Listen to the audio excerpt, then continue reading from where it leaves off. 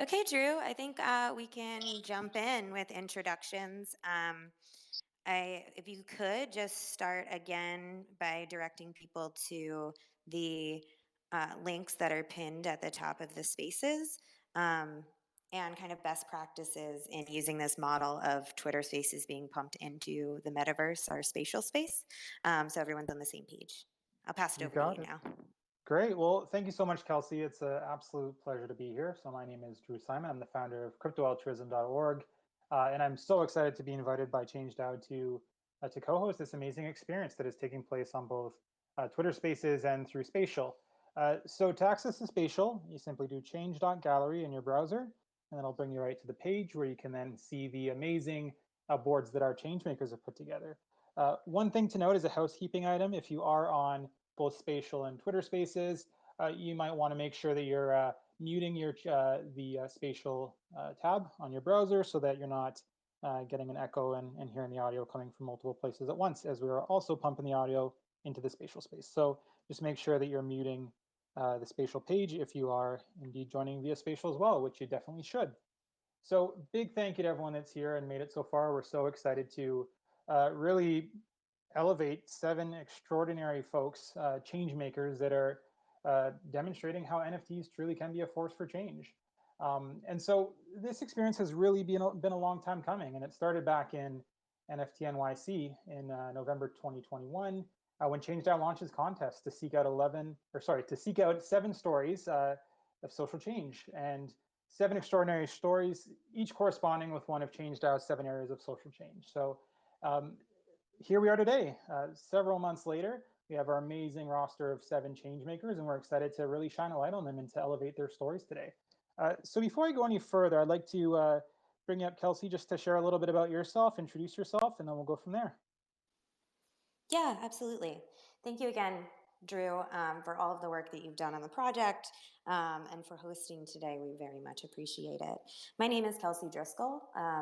I am the GM of ChangeDAO. What that means is I'm part of the core team and I oversee and lead our front end operations.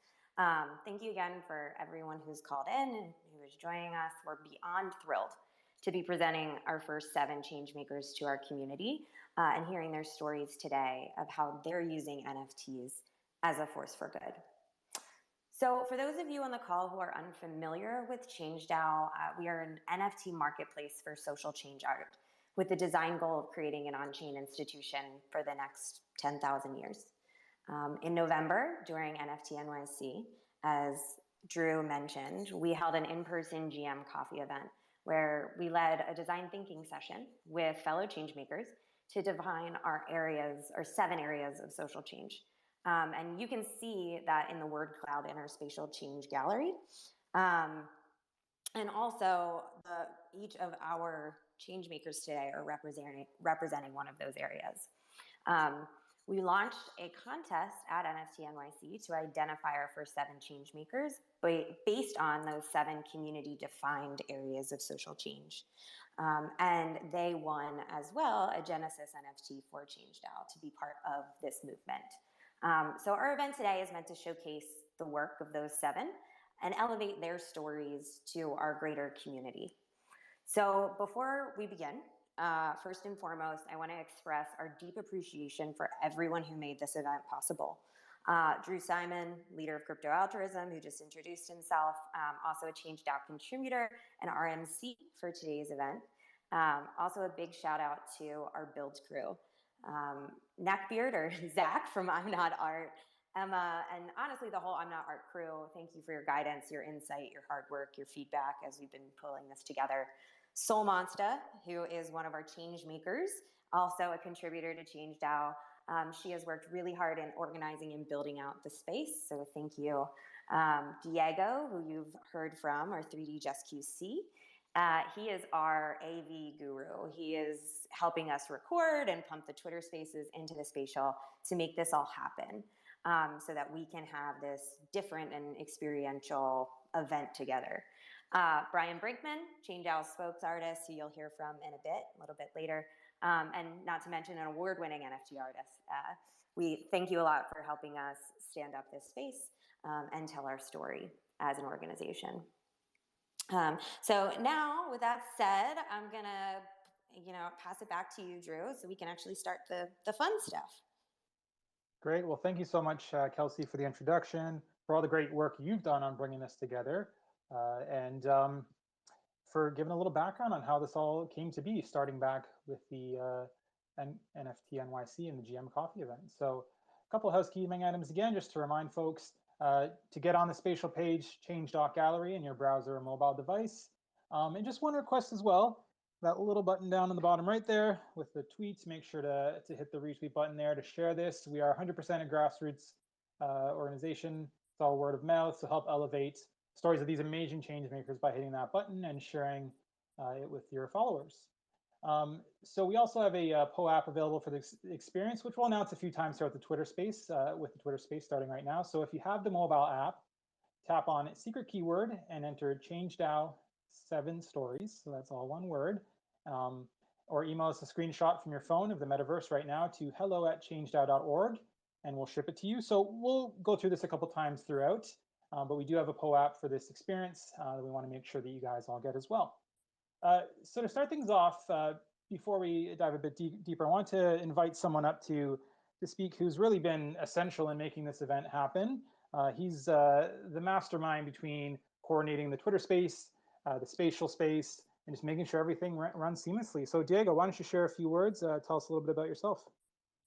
Yeah, hi, and thank you again, guys, for hosting this event, bringing the voices of artists that are trying to make change visible and audible for people out there in the world, especially through these new mediums that we have, such as spatial. So yeah, just a bit about me. I got into the NFT space a couple months ago.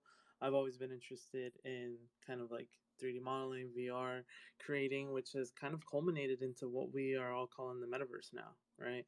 So naturally, I kind of did some research, found Spatial, got to meet the fine people over there, such as Fine Spray Art, David All, and ever since then, just kind of like chatting with other individuals, trying to make some change in the world for the good, connecting others, and just trying to be the change you want to see in the world.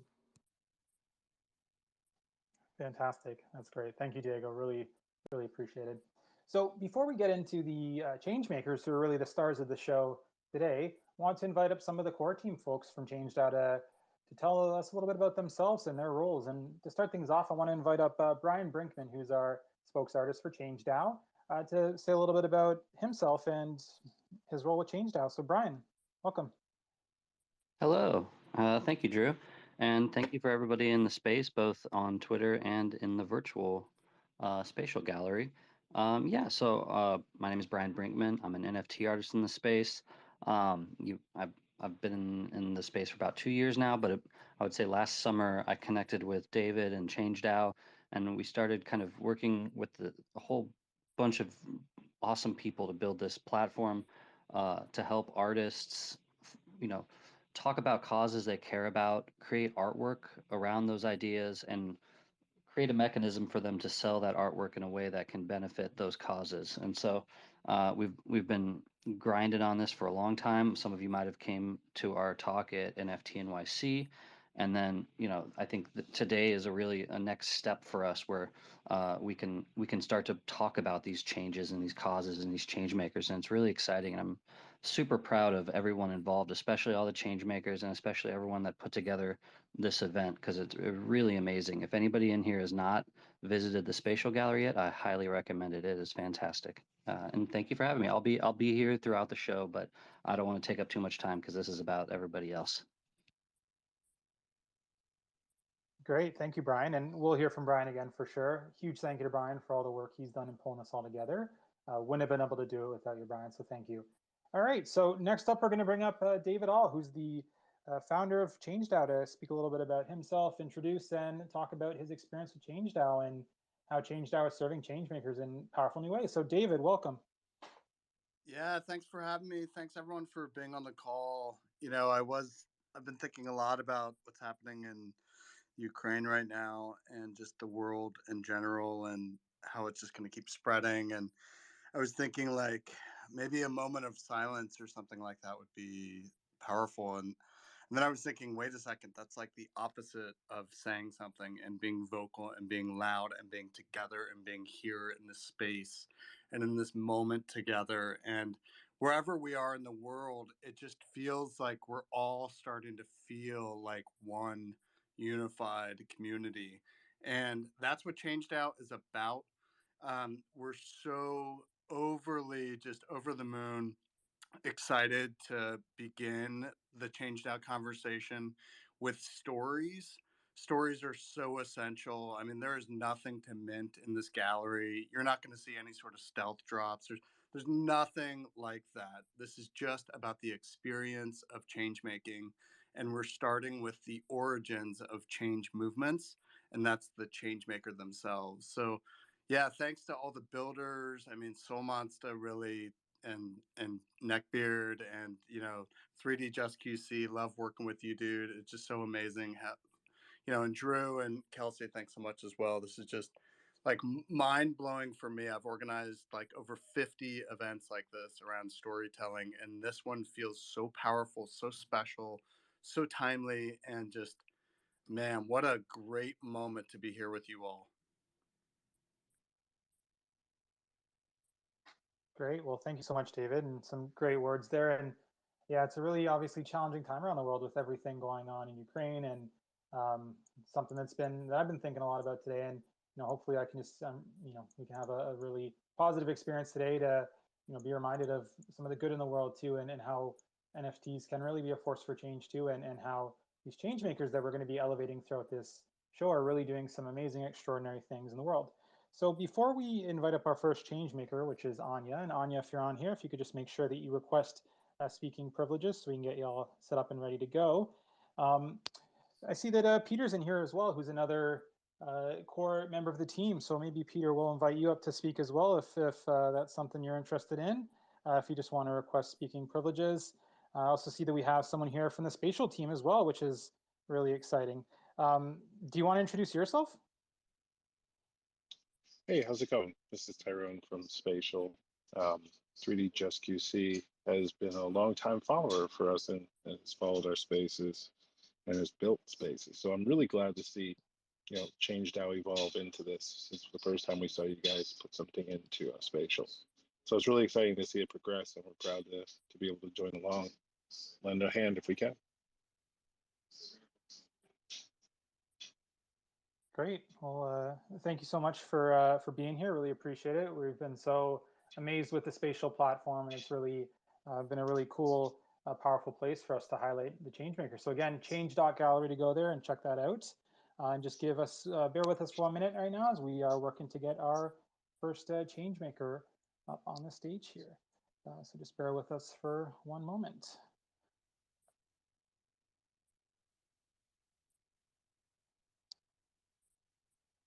All right, and while we're waiting, maybe we'll bring up Aaron first, if that's okay, Aaron.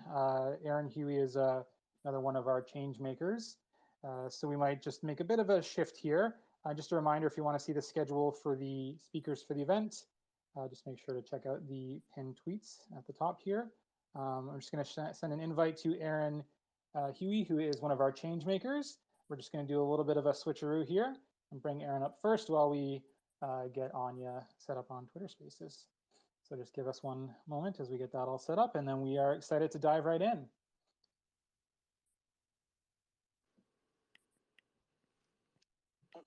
Okay, and there's Aaron. Aaron, thank you so much for being here. How are you doing what's today? up? Thank you so much. Doing great. Yeah, it's a pleasure. Good, good. It's a pleasure to have you here. So Aaron is one of our change makers. Can't be more excited to share with you the amazing story behind his work. He brings with him so much great experience and passion.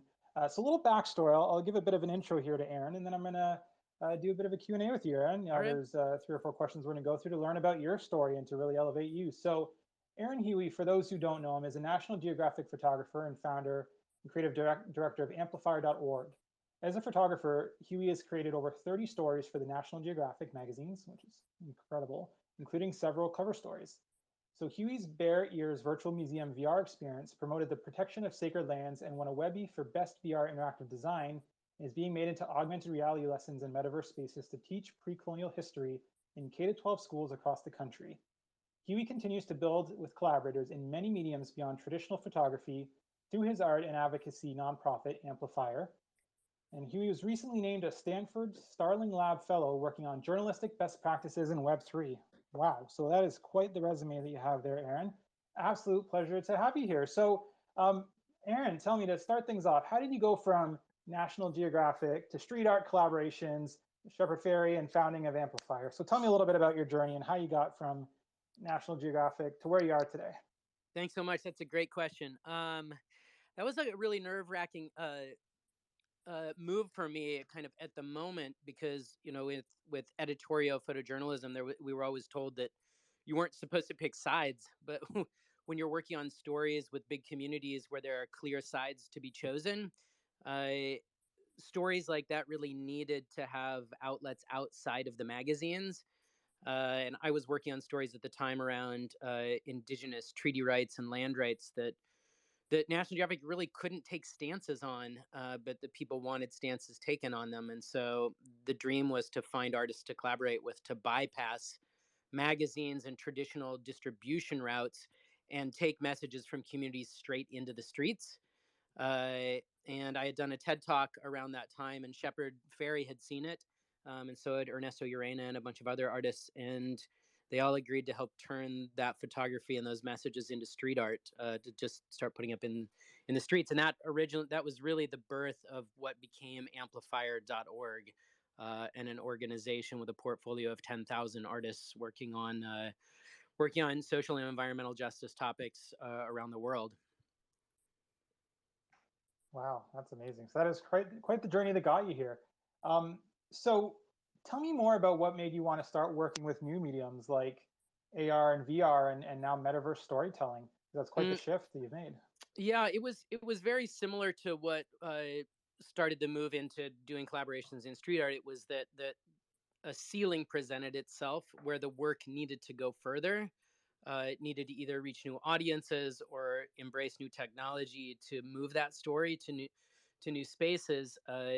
And that started to happen with other Nat Geo stories where I felt like, the writing in a traditional editorial piece, and it's not National Geographic's fault or any editorial publication's fault per se, it's just the nature of a written story where you can only have a couple of perspectives in a story or the reader gets lost.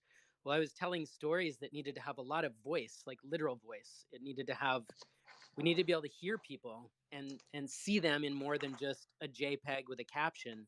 And so that led to the creation of VR experiences that got a lot more of that community voice in, a lot more of the words and ideas and thoughts straight from communities that were unfiltered, essentially. And as far as like the evolution of AR, VR, metaverse, it's just as each new technology presents itself and we have the ability to build layers in those spaces, it just deepens the engagement and it gives us more ways to interact with those communities, for those communities to tell their stories. So I'm always trying to find new technology to apply to these practices. Yeah, I absolutely love that. Like, and you're so right. It deepens the engagement, is what you mentioned, right? Yeah. Having these opportunities for VR and AR, and and the metaverse more generally, is really it's creating new ways for folks to engage, to tell their short stories, to share important stories and meaningful messaging. So it seems like you're doing just that in the work that you're doing, which is really exciting. So I'm going to go a little bit off the script here because I know that your area that your social area of social change that you were selected for the contest is mental health and well-being. So tell me a little bit what that means to me and why that's important to you. That has really turned out to be, has really risen to the surface for me as maybe the most crucial thing to work on, because, as we saw today, like we are going to continue to have essentially an unending cascade of crises because we are human beings. We are going to have more wars. We're going to have more school shootings. We're going to have more pandemics. We're going to have another nasty, nasty political cycle, and then another and another. And working with Amplifier and working on all of these causes, what became clear to me working in the trenches of movements and movement moments was that the thing we maybe need the most is to really be able to learn how to take care of ourselves, our mental health, our physicality, and to take care of others around us so that we can survive all of these crises. Because if we can't take care of ourselves and our family and our children and each other, and especially like start talking to students in middle schools and high schools about their mental health and about how they're feeling, then we're not going to be able to navigate situations like a new world war or the next pandemic. And I needed that myself to be able to understand strategies for just being okay, or being okay with not being okay, I should say as well. Absolutely. And I think that, today I know a lot of people are probably struggling with their mental health. And, Yeah. From my experience, community is just one of the ways that we can really support each other and come together and be there for each other during these challenging times. And so I think you're spot on with that. So that's fantastic. So, uh, Aaron, as we wrap up our conversation and we Yeah. kind of look forward, tell me a little bit about what collaborations you're working on, why collaboration is so important in your practice, and what you have coming up. Yeah, I mean, my skills like at a certain point hit a limit, whether it's like a technology I don't understand or a style I'd like to incorporate that is not my own style. I like to work on everything really collaboratively, from doing work with somebody like Shepard Fairey or Ernesto Urena, or an artist like Killer Acid, or even my 6-year-old. I'm working on a collaboration with my 6-year-old, because all of these push me to reimagine mediums, and to see in a way that I can't see by myself. I like to be surprised by those combinations of ideas, of bringing one piece that's uniquely mine and joining that together with something that's uniquely another creator's. I think I've never been disappointed. It always exponentially increases the power and potential of that piece. And really, I'm less and less interested in doing projects that are not collaborative. So you're doing a collaboration with your 6-year-old. That's pretty cool. Do you I mind am. telling me a little bit about that? I mean, we have a couple minutes here, so tell me more about that. That's really It's cool. one of the ones I'm most excited about. It is an NFT project. My 6-year-old has been making Lego heads at the dining room table every night, and I noticed that they all have the pixel dimension that they could be wearable as voxel art, as heads. And so we are now quite deep in a collection of head replacements for if you get tired of what's in your own head. And the proceeds from a project like this would fund a project, let's say through Amplifier, on mental health and well-being in K to 12 classrooms, resources for those classrooms. But I look at everything that my children do, and I'm like, ooh, I could do that with them, and we could try a thing that like really kind of ups the game on that. And I think of it with everything, with my 12-year-old and the work he's doing with microscopes and cameras, and I look at every artist that way, and including my children. That's really cool how you're looking at, finding ways that technology can really elevate things that the children are already doing and that they're really excited about, and getting them excited about new technologies as well. So sound like a pretty awesome dad. So kudos to you for the work you're Thanks. doing there. Yeah, I've got my 12-year-old working the working on voxel stuff. He's really excited about that, using his computer to do that. That's awesome. Yeah. Well, that's great. Well, thanks for all you've shared so far. I'm going to put you on the spot one last time. Is that all right? Yeah, sure. Great. Okay. So at ChangeDAO, one of the big things, the philosophy is that NFTs can really be a force for change. What does that mean for you? How do you think that NFTs will be a force for change in the future? Well, I mean, just in the most obvious way, we can, obviously through these smart contracts, divide up the fees so that we can fund projects. I've seen incredible amounts of money go towards the causes that matter, and that's what Amplifier does. I mean, it's what my entire nonprofit has been working on with art and advocacy for the last 10 years. And so this is a natural continuation of that, that we can use art and technology in this way to support the movements and creators we care about. So it's a perfect natural extension of everything I've done for, the last 10 or 15 years. Amazing. Well, Aaron, thank you so much. It's been an absolute pleasure having you here. Your experience, your story, so powerful. Any final words you want to leave us with as we wrap up the Q&A for today? No, I'm so excited to hear from Anya, one of my collaborators in the Wide Awakes. Go, Anya. Woo! Amazing. Exactly. That's great. Yeah. And so we'll definitely have Anya up in a second. Aaron, it's been a pleasure to start with you on this. Thank you so much for being a part of this, for everything you're doing. Also, if you are on the spatial space, and again, to get there, change.gallery in your browser or mobile device, make sure to check out Aaron's board. Some of the change makers have QR codes on their board as well, so you can be directed to learn more about their work and their stories. But that's one way you can engage with the change makers, is to check out the boards that they put together on the spatial space. Um, one other thing just to mention too, thank you again, Aaron. It was an absolute pleasure having you here today. Really appreciate it. Just one more housekeeping item as we, before we move on to Anya. We are getting some requests for speakers, and that's great. We love the engagement. Please note that we are holding off on taking questions from the audience at the moment, just because we're making trying our best to focus on highlighting and elevating the change makers and making sure that we can stick to our schedule. We're going to try to open things up for questions a bit later on. So stay tuned, and we'll announce that if there's an opportunity to take some questions from the audience a bit later on. Again, appreciate the engagement and the folks looking to engage. We just want to make sure we're focusing on elevating the change makers right now. That's great. Okay, so big thank you again to Aaron. Pleasure to have you here. Can't wait to see what you do and how you move forward after from National Geographic to Amplifier and to what's next. And maybe this collaboration with your 6-year-old will really take off as well. So we'll have to keep an eye on that. So thank you, Aaron. Okay, so we're going to move right along then. We are right on track here. And thank you, Anya and Aaron, for the flexibility here. We had to make a couple little changes. For those that just joined in, welcome. We're just finished off our first conversation with Aaron, and we're going to welcome up Anya in a second. Before we do that, David, do you want to share a little bit about the PO app and how folks can gain access to that? Hey guys, how's it going? Yeah, I actually I was just in the metaverse for that entire experience. I plugged in the Oculus and I was just walking around checking everything out. I mean, it's just so amazing how like visceral it feels when you're inside of that space and someone is sharing their story. And everyone was sitting there looking at Aaron Huey's board, and that was just so dope. So yeah, if you're listening to this right now, we have a Pope, so you can grab it. Make sure you have the app on your phone, and the secret keyword is ChangeDAO 7 stories, all one word, and the number 7.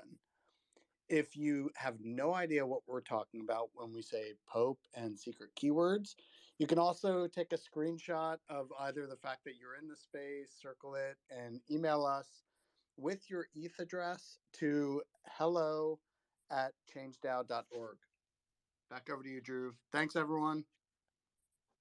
Excellent. Thank you, David. And don't worry if you didn't catch it right there. We're going to make sure to mention this a couple more times throughout the show so you can gain access to that. Great. Okay, so we're going to move right along then, and we're going to welcome up our next speaker, who is Anya. So I'm going to give a bit of an introduction to Anya, and then we'll jump into the Q&A. So Anya Ayungchi is a fashion designer, social entrepreneur, and strategist from Trinidad and Tobago. She is best known as winner of Project Runway Season 9, and having developed several businesses over the past decade geared towards the advancement of the Caribbean creative community, she now focuses her time on social innovation initiatives that aim to bridge the gap between Caribbean talent and global opportunities. She has a particular passion for empowering Caribbean creatives,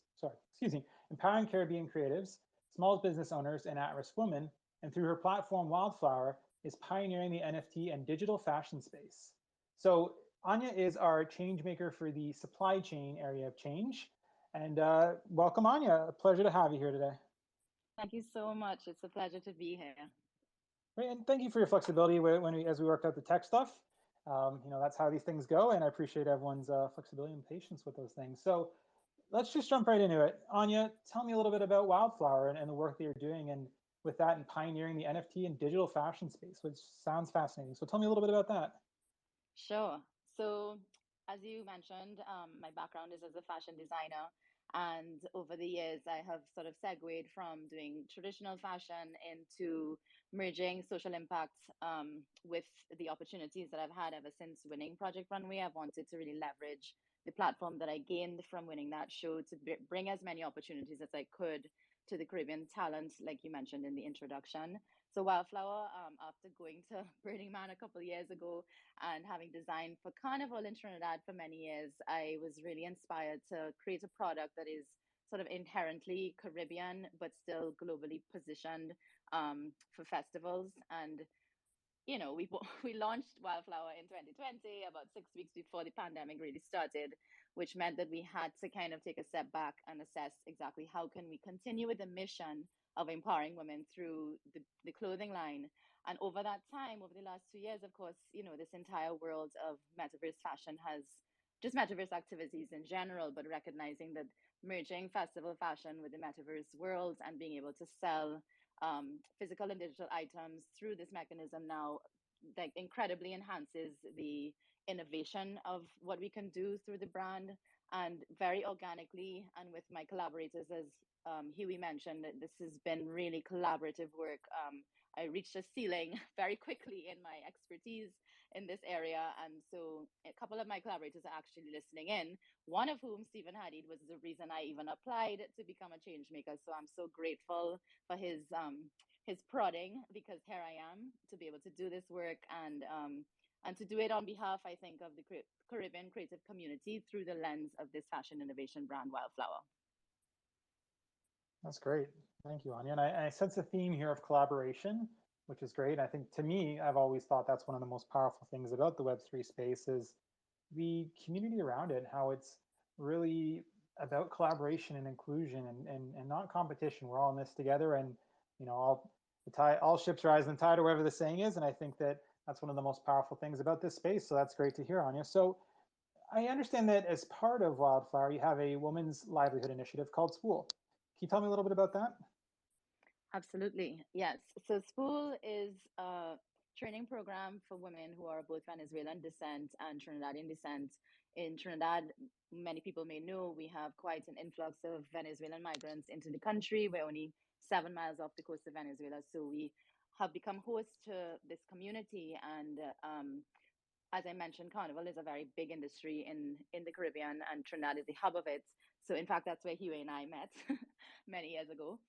It just so happens to be Carnival time right now. But essentially, what we're doing is bridging the need for more skilled workforce in the highly specialized area of Carnival production as well as fashion production. And we're teaching these skills to women who honestly come here with quite a lot of skill already. So it's sort of a refinement of that skill. And so we're building a sort of very fully fleshed out, hybridized online and offline training program that is called Spool, and we are also, and it's directly linked to the Wildflower platform, where revenue from Wildflower goes directly to Spool. So it's sort of an ecosystem of supporting freedom, economic freedom for the women who produce the clothes, creative expression and freedom of the ones who wear the clothes, and of course, creative freedom of the ones who actually create and design the clothes. So there's a through line there of freedom that we really stand for and try our best to embed in everything we do. That's fantastic. Well, thank you for the great work you're doing there. And it sounds like a really impactful project that's having a real positive impact on the livelihoods of women in the Caribbean. So that's fantastic. So speaking more broadly, I'm curious to hear your thoughts on this. How do you see NFTs supporting the economic empowerment of women? And what are some of the use cases you see when it comes to NFTs as a tool for economic empowerment?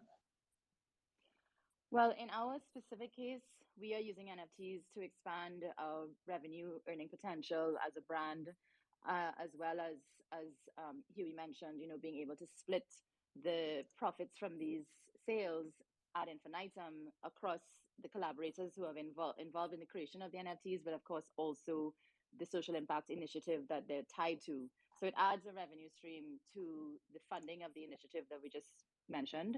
But I think NFTs in general, in the work that we're doing with Caribbean creatives outside of also Spool, building more opportunities for NFTs to be held by artists, and for artists to actually become collectors, and for Korean people in general to sort of enter this space and own and sell and buy NFTs themselves. It creates an entirely different mechanism for artists in a way that did not exist before. And I think having identities sort of solidified on the blockchain in a way that can allow for many people who are disenfranchised like this population of migrants that we mentioned is another aspect of this that, of course, I'm not that expert at, but I definitely recognize that there's a whole slew of opportunity from an identification standpoint that I think is going to become really crucial for disenfranchised migrant populations like the ones that we work with here in the Caribbean. Oh, absolutely. And that's something I've always found is a fascinating use case is, being able to set up these decentralized identities for folks that have lacked access to those documents or those, key things that they need to get credit or access to a bank account or to get a loan or, to get recognition by the government, whatever it is. So that's such an interesting use case. And I've always been very interested in following some projects that are using blockchain and NFTs to bring about a decentralized identification system. So that's really fascinating. Love what you mentioned too about it, creates new mechanisms that just didn't exist before. Um, what are some of these mechanisms that you see it creating and providing for folks that weren't available before, especially when it comes to folks maybe in developing or emerging economies? Yes, I mean, I'm sure most people know different, areas of the world that are less developed by virtue of a whole slew of historical reasons, um, are have a lot of issues to do with access to, like you just mentioned, bank accounts, payment processing, the whole slew of business registration. I deal with also another part of my work is MSME mechanism for support of basically small and micro entrepreneurs. We have a platform called Nudge Caribbean that supports these micro entrepreneurs. And you see every day how much struggle there is to just operate a business. And I do think that the blockchain is going to begin to assist with access to funding, access to payment processing, the whole slew of things that in a decentralized way, there are fewer barriers. Of course, this is, maybe not right away, but I definitely think that the developing world is number one in need of this sort of disruption, but also a source of the innovation because we are the ones dealing with these issues on a daily basis. And the ideas and the innovation that we have already to solve for these problems, I think, could be easily sourced in this, particularly in the Caribbean. Obviously, this is where I'm from, but I think the spectrum of the developing world is a great source for that innovation. Absolutely. And I think that, one thing I love about what you're doing and many in the space are doing is, really making sure that Web3, NFTs, blockchain is something that is really benefiting everyone, folks from developing countries, emerging economies, as opposed to just being something that, further exacerbates inequities that exist and just really only benefits those that, are well off or from developed countries. So I think that that's a great point. And that's one of the most exciting use cases I see of blockchain and NFTs is just, providing new opportunities from those that lacked those opportunities previously, whether that's to get banked, to have access to the world of, to share their arts and to get fair value for their art they create and being able to sell it versus NFT as opposed to having to go through, prohibitive professional arts institutions or something like that. So I think that there's just amazing potential there. And that's one of the things that I'm most really excited about to see how blockchain addresses these inequities and levels the playing field. So that's really exciting. So Anya, I really appreciate all you've shared so far, and thank you for all the great work that you're doing with Wildflower, with Spool. Do you have any other thoughts on the future of NFTs for social impact or anything else you want to share with the audience today? Well, first of all, thank you again so much for having me. It's really an honor. It's an honor to be in this category of change makers. As I was saying to you when we spoke about this before, it's really incredible to be doing the work that we've done for so long. And I think David refers to it at times a bit lonely, and to now be doing it together and to have much more of a community around the sort of social change we all seek, and have a technology that actually affords us to do this work in a way that is scalable, that is, as you just mentioned, democratized. And I just hope that all that we wish for it to become is actually what it turns out to be, because of course there's always that gap. But I think, I mean, it's limitless as far as I can tell. I really think that the blockchain is designed to facilitate so much of this, authentically driven, mission focused work that so many of us as artists, as technologists, the whole spectrum of people have wanted to see for so long. And really, we just have to kind of take the reins, as ChangeDAO is, and put social change at the forefront and ensure that that's the real driving force of the work we're doing. That is a great, powerful point to end on there. We need to take the reins and make sure that we're putting social impact at the forefront of the work that we're doing. So that is amazing. I absolutely love that. Thank you again, Anya, for everything that you've shared today. It's been a pleasure hearing from you. If you're in the spatial space, and that's Change.Gallery in your browser or mobile app, make sure to check out Anya's board, where you can learn a little bit more about her work and yeah, make sure to follow her on Twitter as well. So thank you so much, Anya. Pleasure again. Any final words for today? Not at all. Just thank you again for having me, and hope to host people in Trinidad in real life sometime soon. Thanks so much for having me here today. Awesome. Thank you, Anya.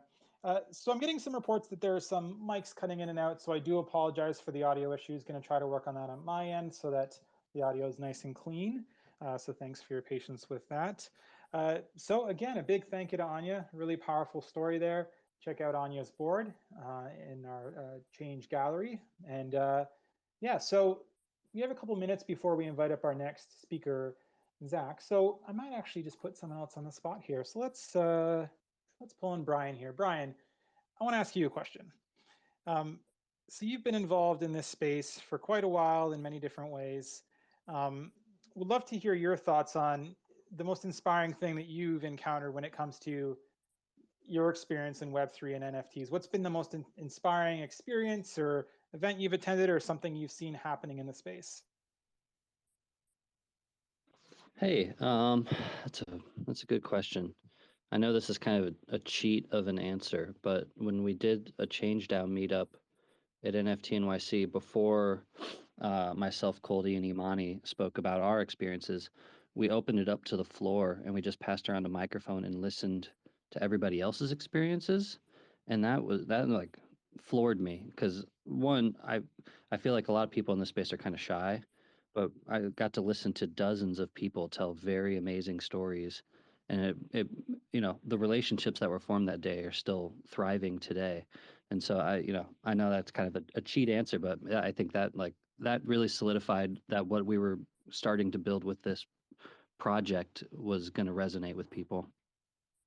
No, that's not a cheat answer at all. I think that's fantastic. And to me, there's nothing more powerful than bringing a group of people together, hearing their stories, and finding those commonalities. So that's great. And yeah, I think that that's something that I definitely am excited to be more a part of in the future, is taking more part in these events and these in-person things as well. And I know that ChangeDAO is going to be attending some of the ones coming up, which is exciting as well. But thank you so much, Brian. Appreciate you sharing your thoughts there. I see that Kelsey, do you have something you want to share? Yeah, I just wanted to hop in and reiterate, we're getting a lot of speaking requests from audience members. And while we do appreciate your engagement with the community, right now we're really highlighting our change makers. So that is the reason I am not asking people to come up and speak yet. That may change as the event goes on, and we'll open it up. And at that time, when we request, you can send in requests to speak. But I'm not ignoring you. We're not ignoring you. We just want to stick to our schedule and make sure that each of our 7 change makers has the time to tell their story. So that was all. Also, Neckbeard's about to come up and talk a little bit about the actual spatial space. I encourage you to all jump in if you haven't already. And a lot of our change makers on their boards have QR codes. I also encourage you to check out their QR codes, their link trees, their work. Yeah, and I'll pass it over to you, Drew, to introduce Zach now. Great. Thank you, Kelsey. Very much appreciated. And before we get into our conversation with Zach, aka Neckbeard, make sure to also retweet this if you would be so kind. We are a grassroots movement at ChangeDAO, and we really rely on word of mouth. And so if you could hit that tweet button if you're new to the room, share this with your followers so we can get as many people in on this conversation as possible. So thank you, Kelsey, for sharing those thoughts there and those important housekeeping items. Okay, so next up, I am so excited to welcome Zach, aka Neckbeard. Zach has been huge when it comes to the events build, making sure that the spatial looks amazing, that everything went off seamlessly. So Zach, tell us a little bit about yourself, maybe how you came to be involved with ChangeDAO and your experience in the Web3 space. Yeah, so my first kind of introduction into ChangeDAO was, like Brian said, at NFT NYC. It really was one of my favorite events of that whole entire weekend, just because of kind of how I've always felt about cryptocurrency since I started joining in the cryptocurrency craze back in 2017.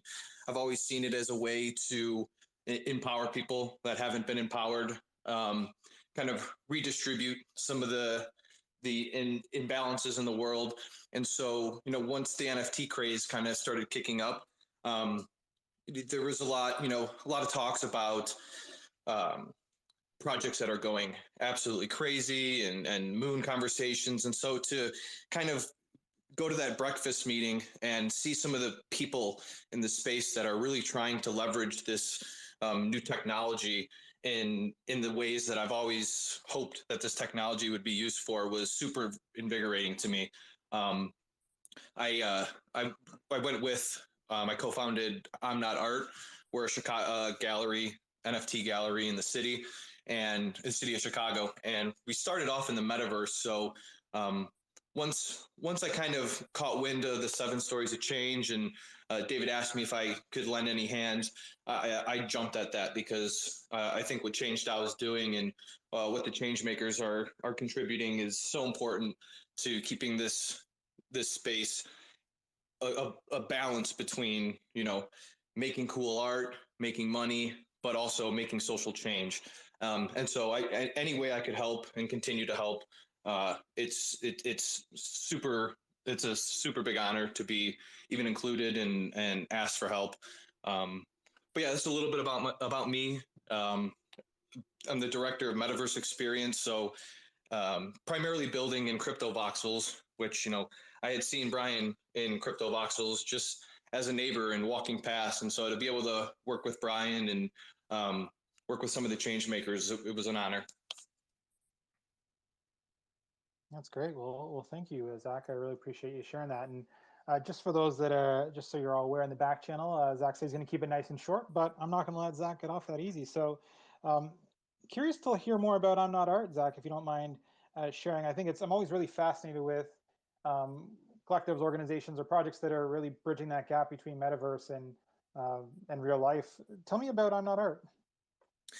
Yeah, so we originally started back in 2021 as a metaverse gallery, and our kind of core concept was we saw that the metaverse prices and of parcels were starting to get a little out of hand for accessibility for your average person, and so we tried to leverage our parcels to give an audience to people that might not otherwise be able to have a metaverse presence.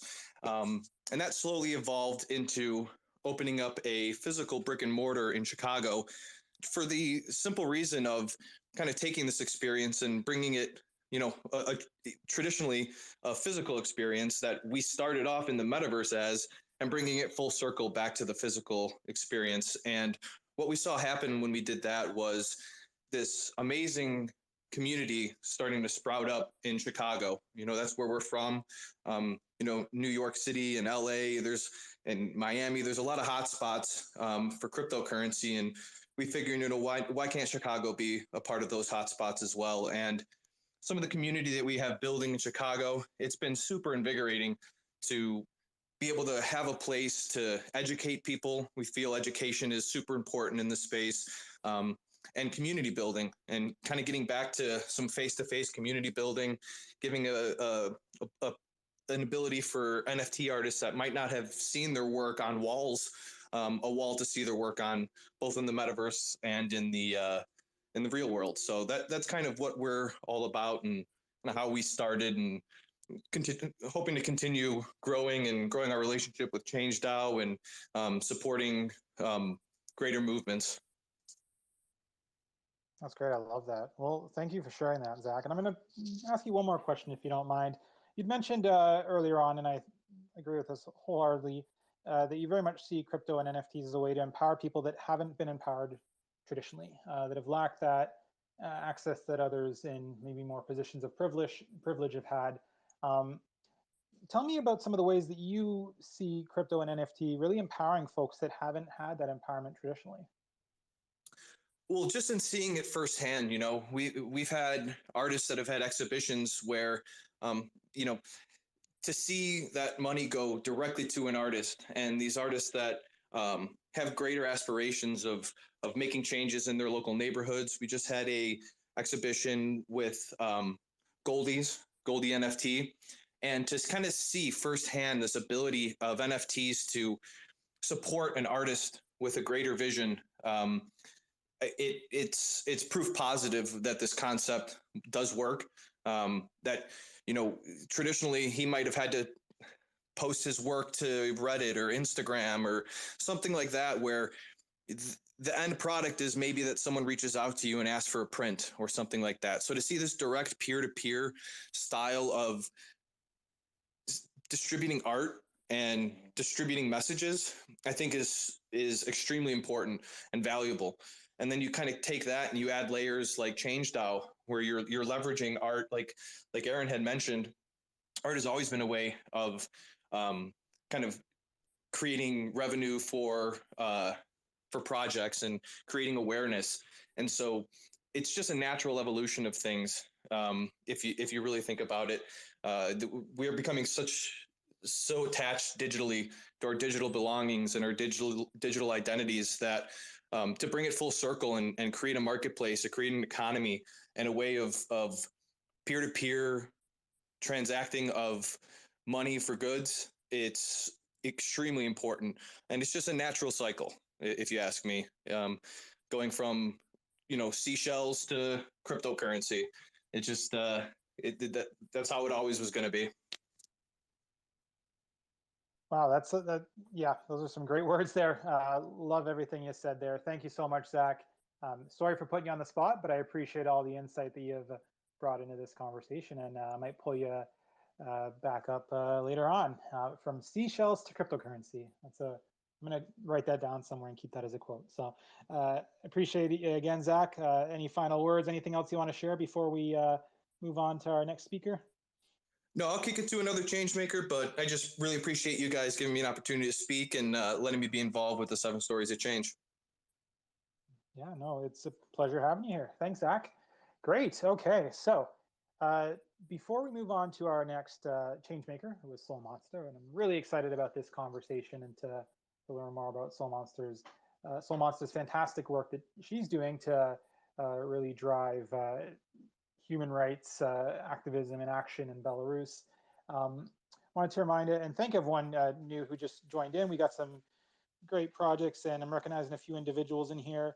For those that just joined in, please do us a favor and retweet this space so we can make sure that we're getting the word out to as many people as possible. Another pitch as well for the spatial space. To access it, simply in your browser, on your mobile browser, type in change.gallery, and it'll bring you to that space. You don't have to set up an account. You can join as a guest, and that's a great way to fully engage with this experience. So you can check out the boards that our change makers have set up, see some of their art, hear their stories. Some of them also have QR codes to go to their websites or their social links or their link trees. So definitely make sure to hop in the spatial if you get a chance. It would be, yeah, we'd love to see you in there.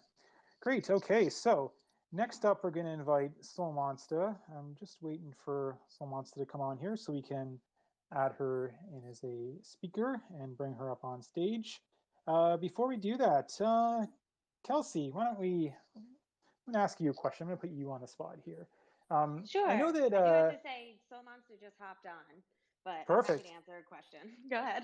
Great. So I'll ask you a quick question, then we'll turn it over to Soul Monster. So I know, Kelsey, since you joined the space and you're traditionally from the nonprofit sector, I believe. What brought you to this space? How did you get involved with Web3 and NFTs? Yeah, absolutely. I kind of came into this space in a non-traditional way. I think a lot of people come through DeFi or come through art. I actually came into the space through nonprofit work. The nonprofit that I work with as a senior strategist now wanted to accept crypto donations.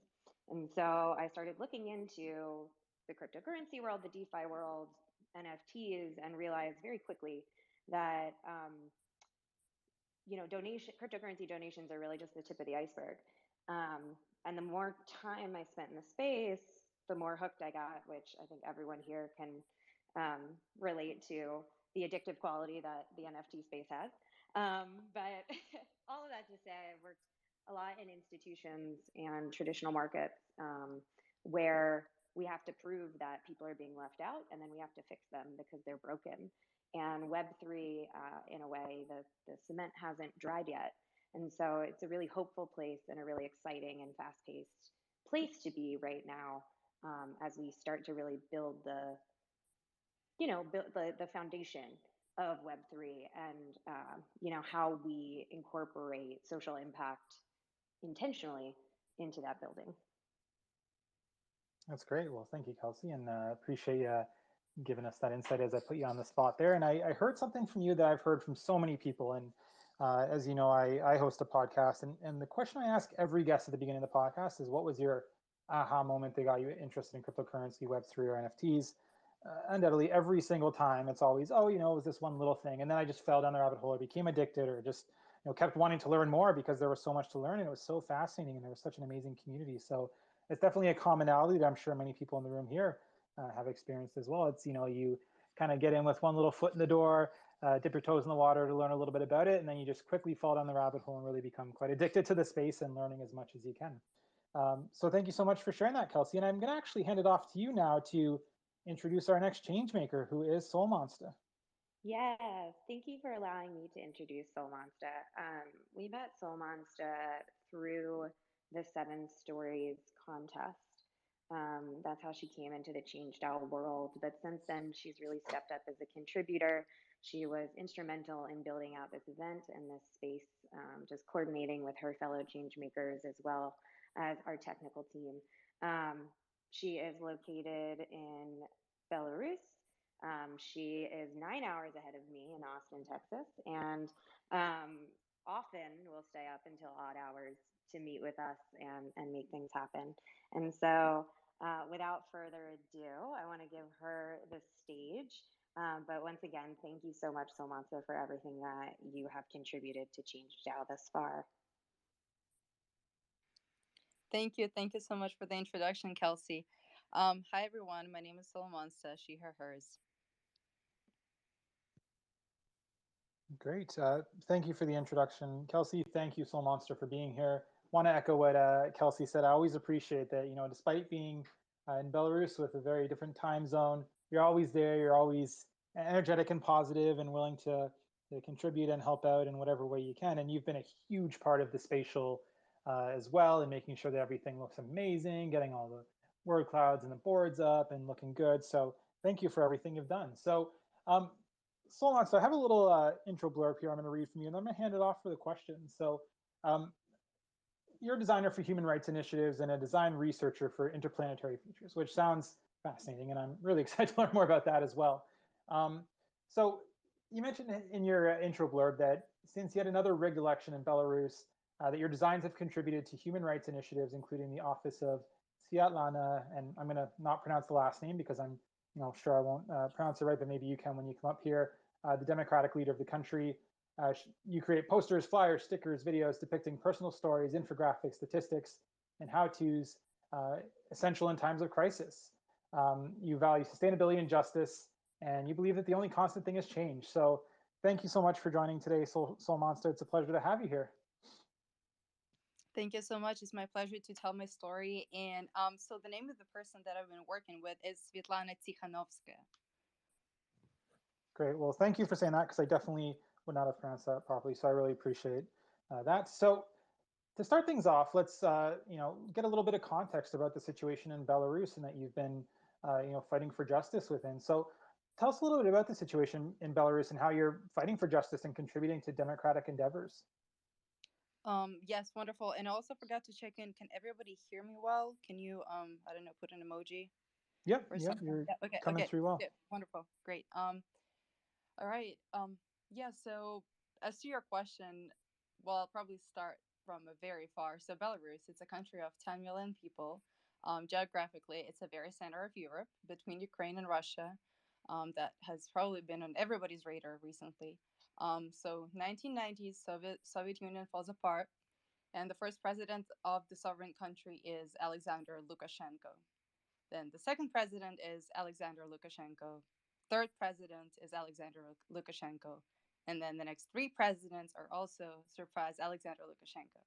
So for almost 28 years, the same person gets to choose the present and the past and the future of the country. And literally anybody who's ever willing to stand up against him ends up in jail. And his actions get way more obvious and more ridiculous and more violent with every election. So in 2020, as practically all of his opponents ended up in jail, even before the elections began, the wife of one of the candidates chooses to run for the presidency in place of her jailed husband. And her name, like I said earlier, is Svetlana Tikhanovskaya. And turns out the majority votes for her. But the president obviously refuses to accept it and fakes all the numbers. And so what follows is a huge wave of violence toward anybody who chooses to speak up. So peaceful protesters, including myself, end up in jails. A lot of us humiliated, a lot of us beaten, and detentions come in waves. Even now, to this day, like almost 2 years later, people are taken from their homes straight to so-called questioning, sometimes by KGB, and then they're sent straight to jail, where most of them face from months to decades, to years to decades in prison. And so for me, for the past 2 years, my personal tool of resistance has been designed. So I've created close to 100, maybe 120 posters, flyers, guides, and inform people on how to act in certain situations. So I've worked with like legal, political, financial, mental health specialists to translate their advice and the information that they have that's super important into easy to grasp messages. So 100% of my work, very unfortunately, has to stay anonymous because, in terms of the authorship, because the organizations that I work with are deemed illegal or even extremist, even though they promote democracy and peace. So that's pretty unfortunate. And I can talk a little bit more about the power of design, but if you have any other questions or clarifications, let me know. Yeah, well, let's jump into that then. Yeah, and I think it's so powerful what you're doing, and kudos to you because that must not be easy, the work that you're doing, but it's so vitally important. So thank you for what you're doing. I can't say that enough. But yeah, tell me about the role of design and art and crypto and Belarusian activism, and why design is the tool of choice for your efforts.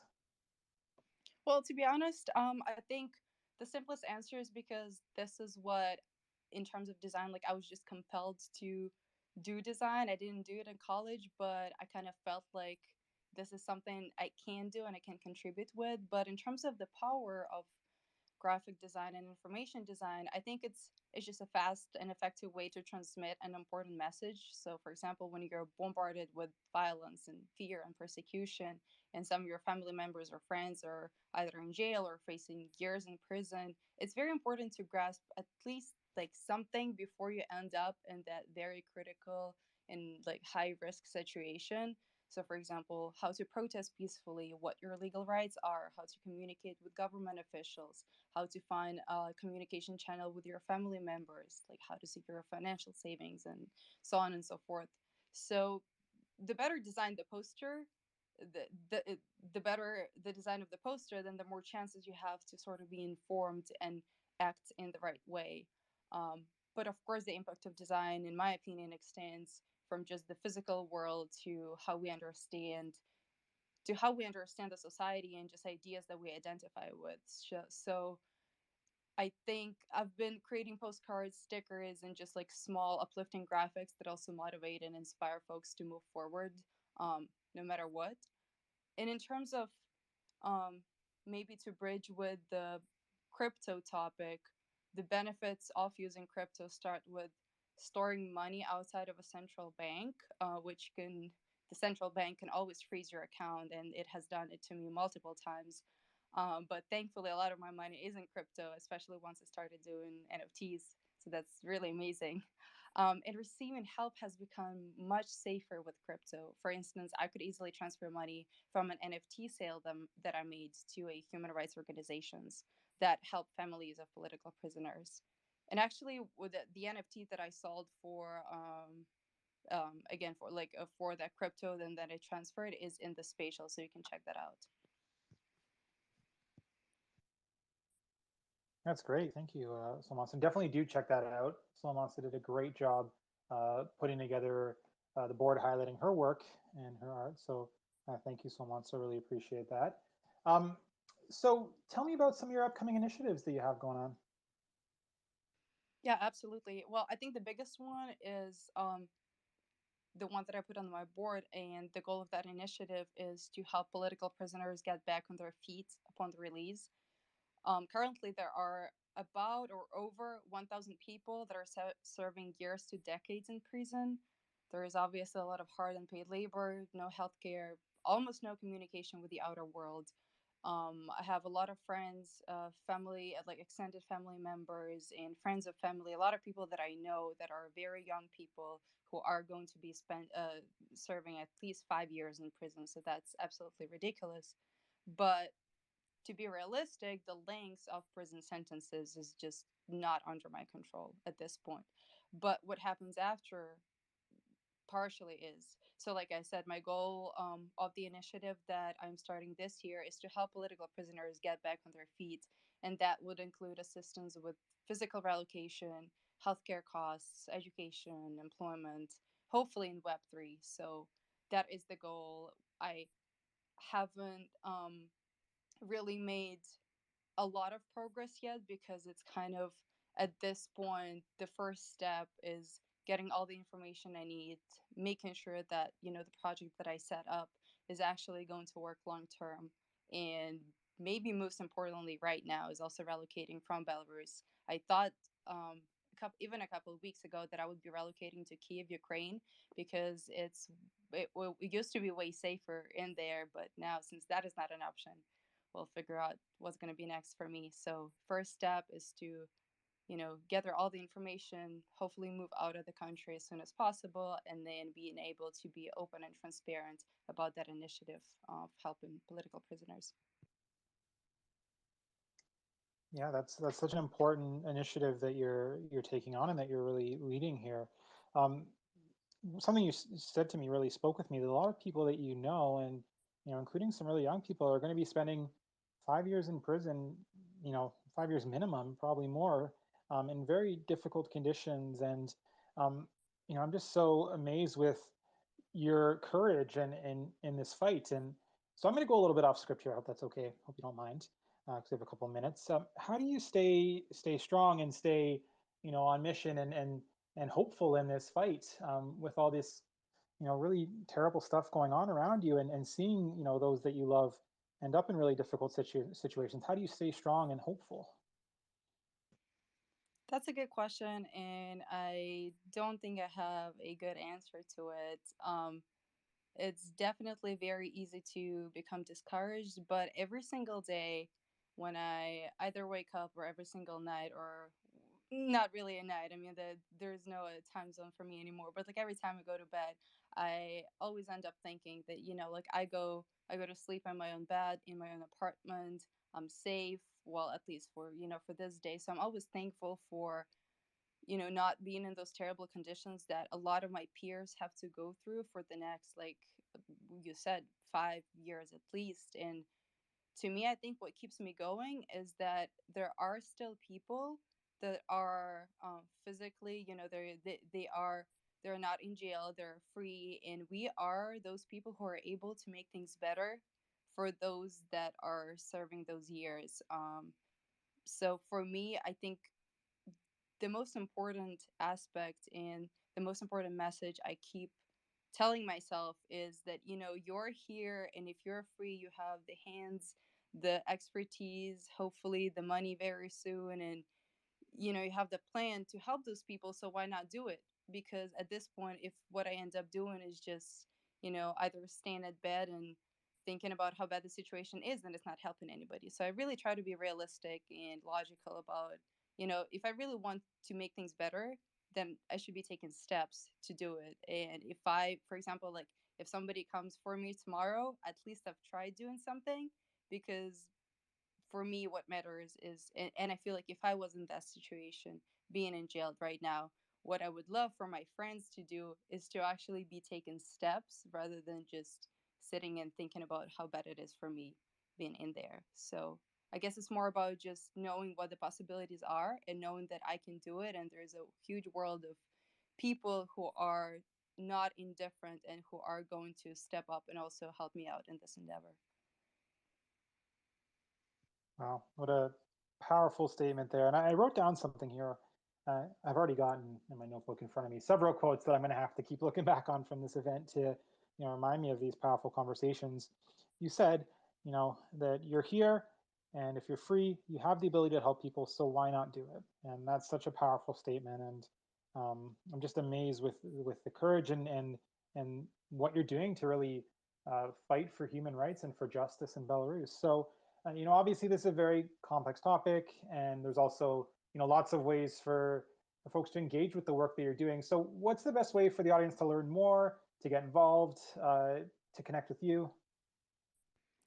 I think right now the best way would be, because I'm so early in terms of that initiative, is to literally just DM me and talk to me, and I would be happy to dedicate some time, maybe even hopefully to do some spaces and just talk to people and invite folks to the stage and discuss ideas. But if you're for example, an educator in Web3, and you know what are the best practices, and how to onboard folks into new tech spaces, especially if you have any experience of onboarding folks who, not that they served years in prison, but sort of like folks who are not in tech at all, or who are not equipped with that, they're not super tech savvy. If you have that experience, and need tips and tricks of how to onboard folks, that would be great. Or if you're, say, a human rights activist, and or you have any ideas on how to best plan a rehabilitation or relocation program for political prisoners, please reach out to me via DMs. I'd honestly be happy to get as much expertise, as many opinions, and as much advice to make it a truly impactful endeavor. So my DMs are always open. Please reach out, and I would be absolutely happy to talk to you and explain stuff, or have you explain stuff to me, because there is so much that I have yet to learn in order to make it successful. Well, that's great. That's a good call to action there as well. Definitely reach out to Sol Monsta. Our DMs are open to learn about how you can, work together on this really important issue. And so, thank you so much, Sol Monster, for everything you've shared. Really, again, I'm amazed by the fantastic and important work that you're doing, and can't wait to see how it continues to evolve in the coming days, weeks, months, and years. So, thank you so much. Anything final you want to share before we wrap up this conversation? I just want to say thank you to you, Drew, and to the entire ChangeDAO team, and to all the change makers, because I think also one of the reasons of why I became so firm about, dedicating my time toward this initiative that hopefully will thrive this year, is because of ChangeDAO and because of the ChangeDAO contest. I was like, all right, cool. Now I'm seeing that somebody wants to hear my message, so I'm here to tell the story and to actually be upfront and open about the change that I want to do. So, to everybody who's putting time and effort and ideas in your mind and soul and heart to this initiative, a huge, huge thank you. And I'm super grateful to be part of the team and to be contributing, and really looking forward to see how the platform turns out, and how how the DAO just grows and becomes better and better.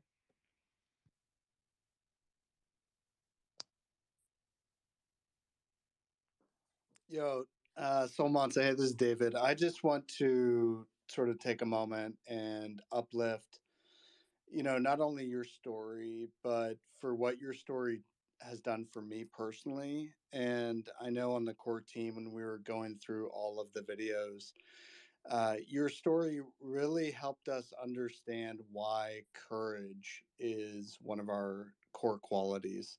And, when we look at, a lot of the recent stories, whether it's the truckers in Canada, or these centralized banking institutions or clearinghouses, or some of the crypto philanthropy sites that are kind of set up that way as well.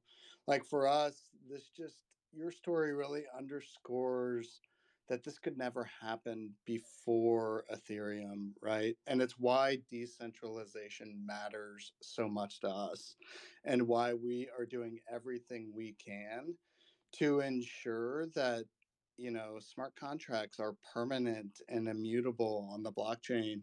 And yes, we're being very careful and considered about how we get this thing started and about who ultimately is able to create those smart contracts. But it's just so absolutely vital that folks understand the core difference between a true Web3 platform based on decentralization and a lot of other things that are out there, whether Web 2 or some other things that aren't so Web 3, that are just acting like a Web 2 and may have a little bit of the special sauce mixed into it. But for us, you've helped us really think a lot about our design choices. And can you think of a greater gift to give to something like ChangeDAO, which has a 10,000 year uh, goal, a long-term vision to make this available for folks like you. And in my own personal story, I just want to relate, that I've always, I spent 20 years in politics, speech writing in the U.S. Senate, all this stuff, but the idea of freedom fighting is real and it's in our world today and it's necessary. And before this global community, I feel like your story would not have had an audience or a place where folks could hear about this and get involved. And for so long, change has been so immediate, right? It's at the checkout stand. People ask if you want to give a tip or whatever to a charity, and you're like, yeah, which one? What does it do? And then you just kind of move on. And that transactional approach to change is, has a place, but change now is different. And you allow us to interrogate and explore who we are as humans and to explore what it means to be together in this moment as human beings. And we may not all agree with the types of change. I mean, it's not even for ChangeDAO to take a stand or to say what change is good or morally important or any of these things, but just to support you and to shoulder up with you and to know that you're one of our 7 stories. I just want to applaud you. You're so courageous and you put so much work into this space. And, from the bottom of my heart and on behalf of this whole team, thank you so much.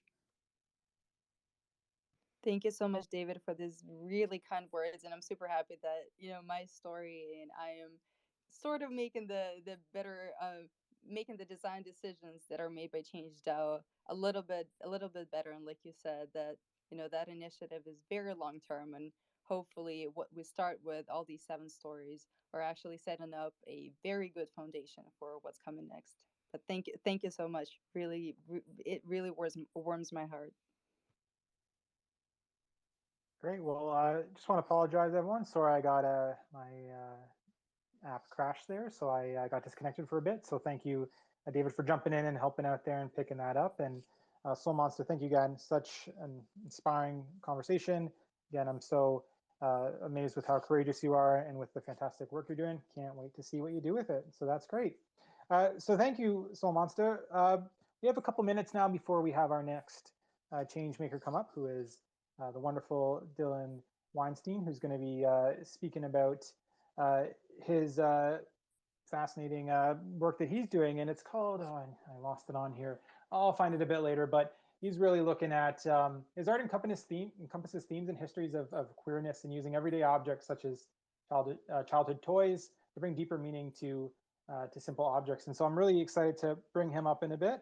But before we do that, we're just going to reset the room here a little bit.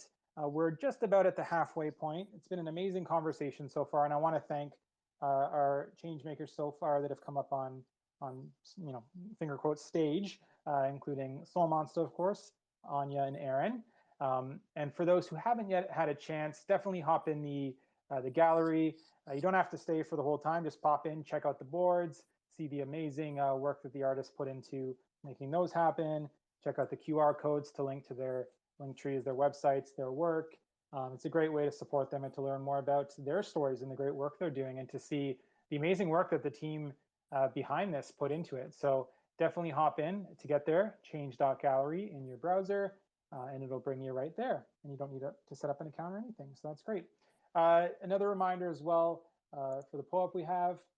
So to gain access to that, and again, we'll announce this a couple more times throughout. If you do have the mobile app, tap on secret keyword and enter, and here in quotes, ChangeDAO 7 stories is the code there. Or email us a screenshot from your phone of the metaverse right now to hello@changedao.org, and we'll make sure that it gets to you. So just make sure to do that as well. So for those, just another housekeeping items, for those that are joining the spatial, we recommend that you then mute the tab for the spatial so that you're not getting double the audio. So yeah, great. So before we, our next speaker, we do have a bit of time here. So yeah, let's maybe bring up, who are we gonna bring up here? Diego, do you have a second you wanna come up? I'm gonna ask you, put you on the spot here and ask you a couple questions. Yeah, for sure. How's it going? All right, great. And thank you for all you've done so far in making this experience a reality, and coordinating things between the spatial and the Twitter makes my job a lot easier. So thank you for that. So tell me a little bit about how you got into the NFT and Web3 space. Oh man, so this journey has been quite a bit of a long one for me. So I found out about cryptocurrencies back when like 2010, back when I used to play RuneScape. So a lot of people that would play the game would sell their gold for Bitcoin. And back then I was like, oh man, that's just ridiculous, you know? And ever since then, it's been in the back of my mind. Fast forward a couple of years to 2020, the pandemic hits, and I got myself a VR headset because I thought to myself, well, if I'm going to be inside of a room, might as well make the four walls be whatever I'd like them to be, right? And ever since then, it's just been a matter of like, you know, socializing, creating. And around November of last year, I found out that, you know, NFTs could be more than just pixelated images and just kind of like be anything you really want, from a video to a 3D model. And that's where it kind of all got started for me. So I started 3D rendering on Blender and Gravity Sketch inside of my VR headset, and just kind of been putting stuff up, sharing. More than anything, I really like the community aspect and being able to like meet others, get different perspectives, because artistically speaking, like art isn't just what you create, but also the words that you have and the experiences that you share with one another. And something that I highly value is being able to hear different perspectives that I can then learn from and then use that perspective in my own personal growth and adventure in this human experience called my life. Wow, that is you're very well spoken. And you mentioned art isn't just what you create, but but the experiences that you share and that you use to bring people together. My quote list is just getting longer and longer from today, so that's great. So thank you for sharing that, Diego. So how do you see NFTs, Web3, the metaverse, creating these new experiences to really elevate stories? How do you see that happening? What are some of the use cases you see that we can use the metaverse, Web3, NFTs to really uh, bring new experiences to art that we haven't been able to before? And I know that's a bit of a tough question and kind of oddly worded, so sorry for putting you on the spot there. Oh no, like that's actually a really good question, and I'm glad that you asked it, because something that comes to mind a lot to me when it comes to like metaverse and NFTs and just, you know, the internet and the broad spectrum of things is how it's allowed us to stay more connected with one another. Where, you know, back in, you know, not even 50 years ago, people weren't as connected as they are now. And I really like the idea of the metaverse and kind of going into virtual worlds, being able to be anything you feel comfortable being, since something that I kind of think about is how, you know, we didn't really ask to be born, what kind of circumstances to be born in, you know, what race, gender, cultural background. However, when you step into a virtual world, you can pretty much shed all of that and represent yourself how you, in whatever way that you see truest to yourself and who you are as an individual. So something that I've heard from other people in the space as well is that we go from, you know, body to body communication to mind communication through these devices, right?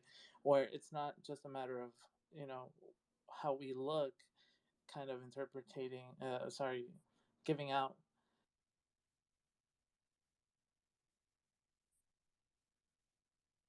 much more louder than our physical form, which we can kind of take advantage inside of the metaverse. That's great. Well, Thank you so much for sharing that. And it's clear that you have you put a lot of thought into this. And I've learned so much from you just in the short time that we've had this conversation. So I appreciate you coming up and sharing your thoughts. And thank you again for all you've done to make the spatial experience a reality and for helping bridge the gap between the Toto space and spatial as well. So thanks you again, Diego. I appreciate you being here. Of course, it's my pleasure. And again, thank you so much for the opportunity. When David first came to me with this opportunity, it was more of like, hey, we just want to put a platform on for people to share their stories and kind of exemplify as to how they can have change throughout the world and kind of using the internet to keep each other connected and share those stories and any new mediums that become available that allow us to do so, I always think are good to take advantage of as well.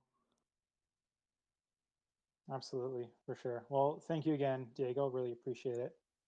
Great. So moving along, next I was going to call Brian. I see that Brian is just set to listener, so we're going to leave Brian for now.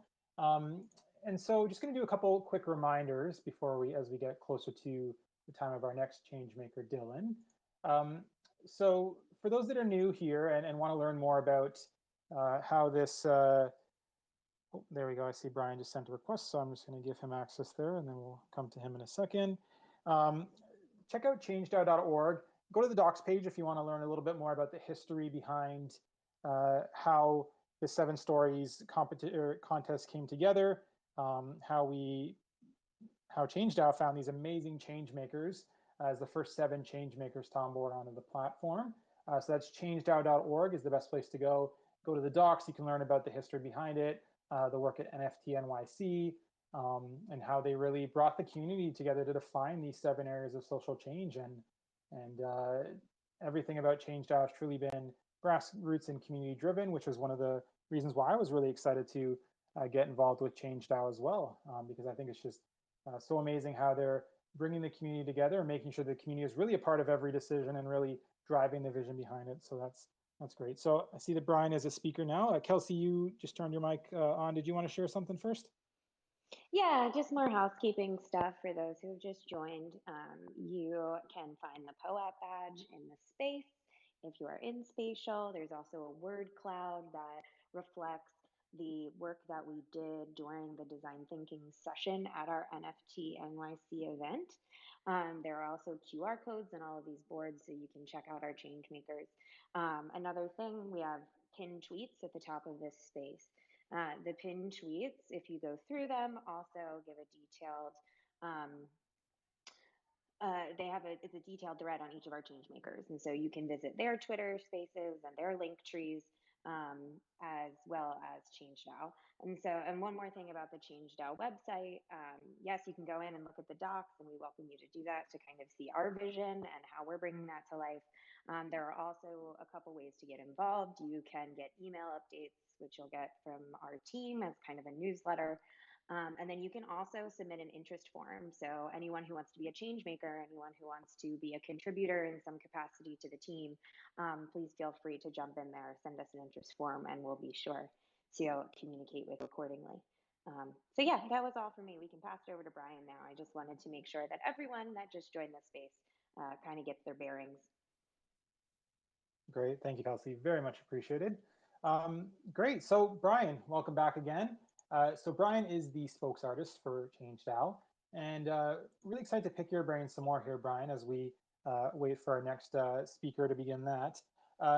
So I know that you've worked in a number of different spaces. You've also worked for SNL, which I found fascinating. I just learned that about you the other day, which was really cool. So what about the Web3 space drew you in and made you decide that that's where you want to be? Yeah.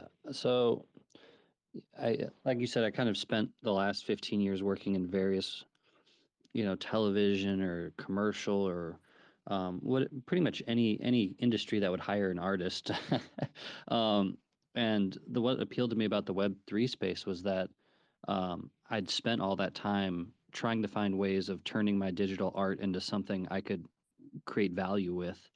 And for the most part, an artist has to just make that work for free and post it on sites like Tumblr or Instagram and hope someone in power sees it and will hire you to make a commercial or something.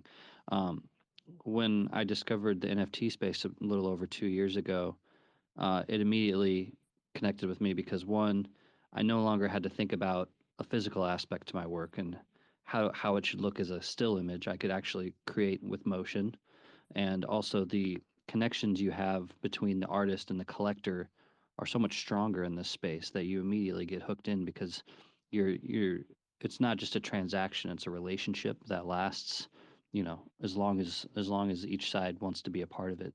And so that immediately kind of showed me the potential of the community that could be built around this space. And then as time went on, I started to see more and more about how that could be utilized, whether it's with DAOs trying to raise funds for something or with raising money for charities.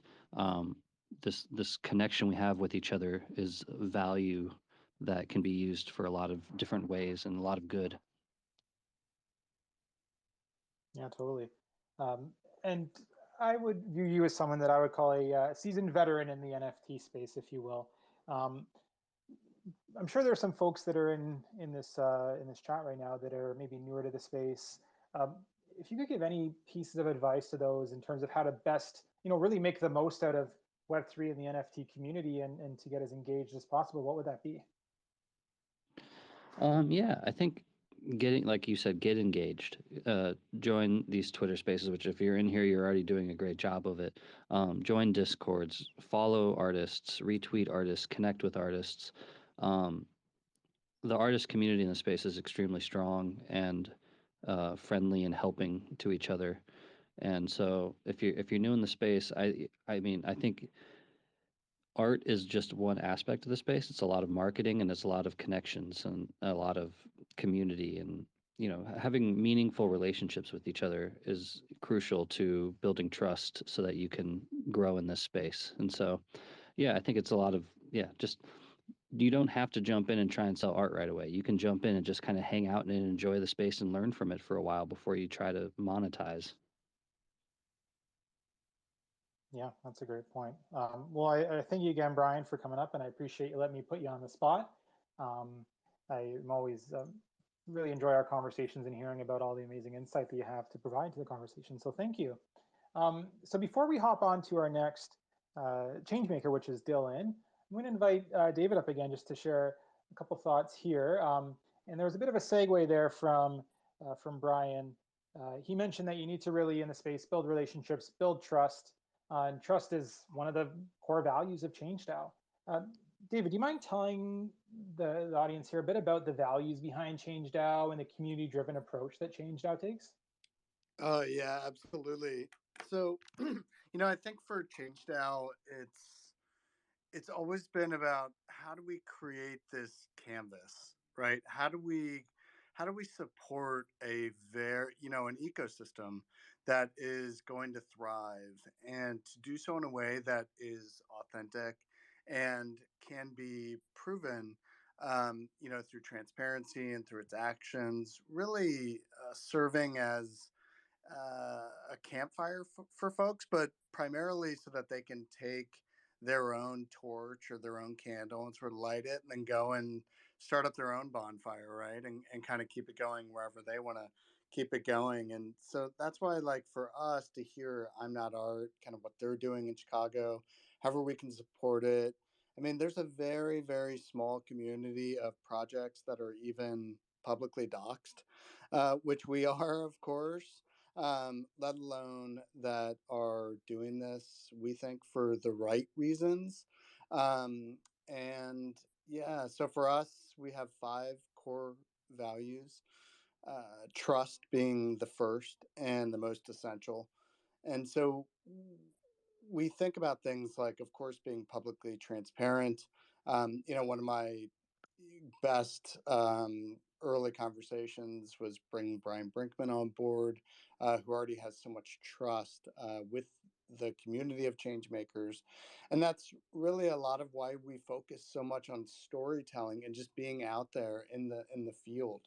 We're going to be hosting another GM coffee at South by Southwest. Make sure you reach out to Kelsey if you're going to be there. We'd love for you to be a part of it. We're going to be doing it again at NFT NYC.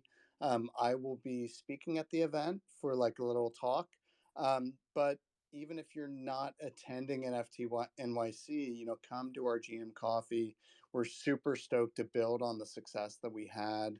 And then our other core values, real quickly, are innovation, quality. So not only the quality of our code and how we've been making design choices that not only think about gas, but from the point of view of how much energy we're using.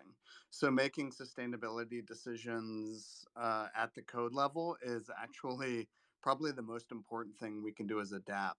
Like the last thing you ever want to do is be on the top 10 list of gas hogs when it comes to Ethereum. And if you take a look at the code of those folks, you can probably start to, I mean, of course, volume has something to do with it, but this is really the opportunity for us to have an extraordinary quality code, the art, so creating a curatorial process. We look at projects like Super Rare and Art Blocks. We think they've done a really great job of putting the art first and helping the artist and, in our case, change makers as well, which is a broader category, really really thrive in that environment and really push themselves to create extraordinary high quality art that says something. The other core qualities are community. And so for us, I mean, ironically enough, we've closed down our Discord recently as we took a step back because we don't define quote quote community as Discord.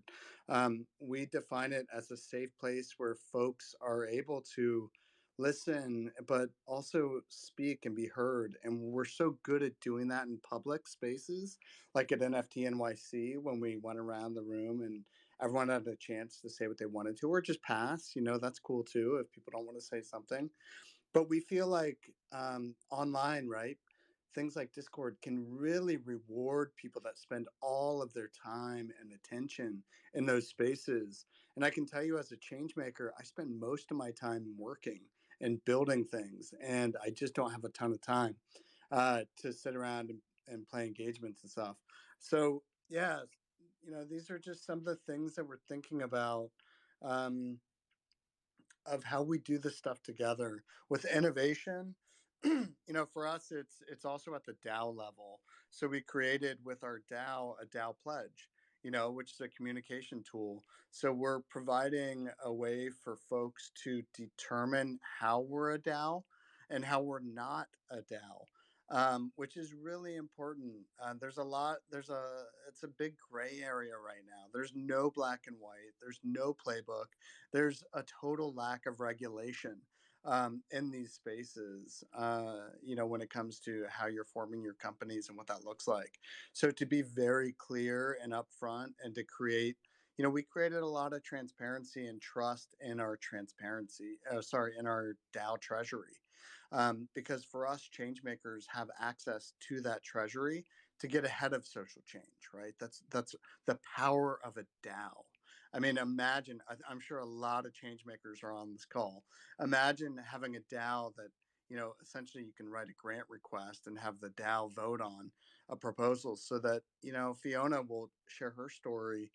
She was talking about perhaps going to South America to be a photojournalist and really explore what's happening as Bitcoin is becoming one of the top currencies in the space. And so for us, it's not just about NFTs, like creating an artwork and selling it in a transaction. For us, it's actually getting in front of all of it in a lot of different ways. And we think our DAO treasury allows us to do that. So yeah, thanks a lot for letting me say hi. Be sure to jump into the space and grab the Pope. If you don't know what POAP is or Pope, it's a badge for 7 stories. It will be burned in a day, so get it now. You can email us at hello@changedao.org. Just take a screenshot and email it over to us with your Ethereum wallet address, and we'll send it to you. Or hop in the space. We just added a QR code.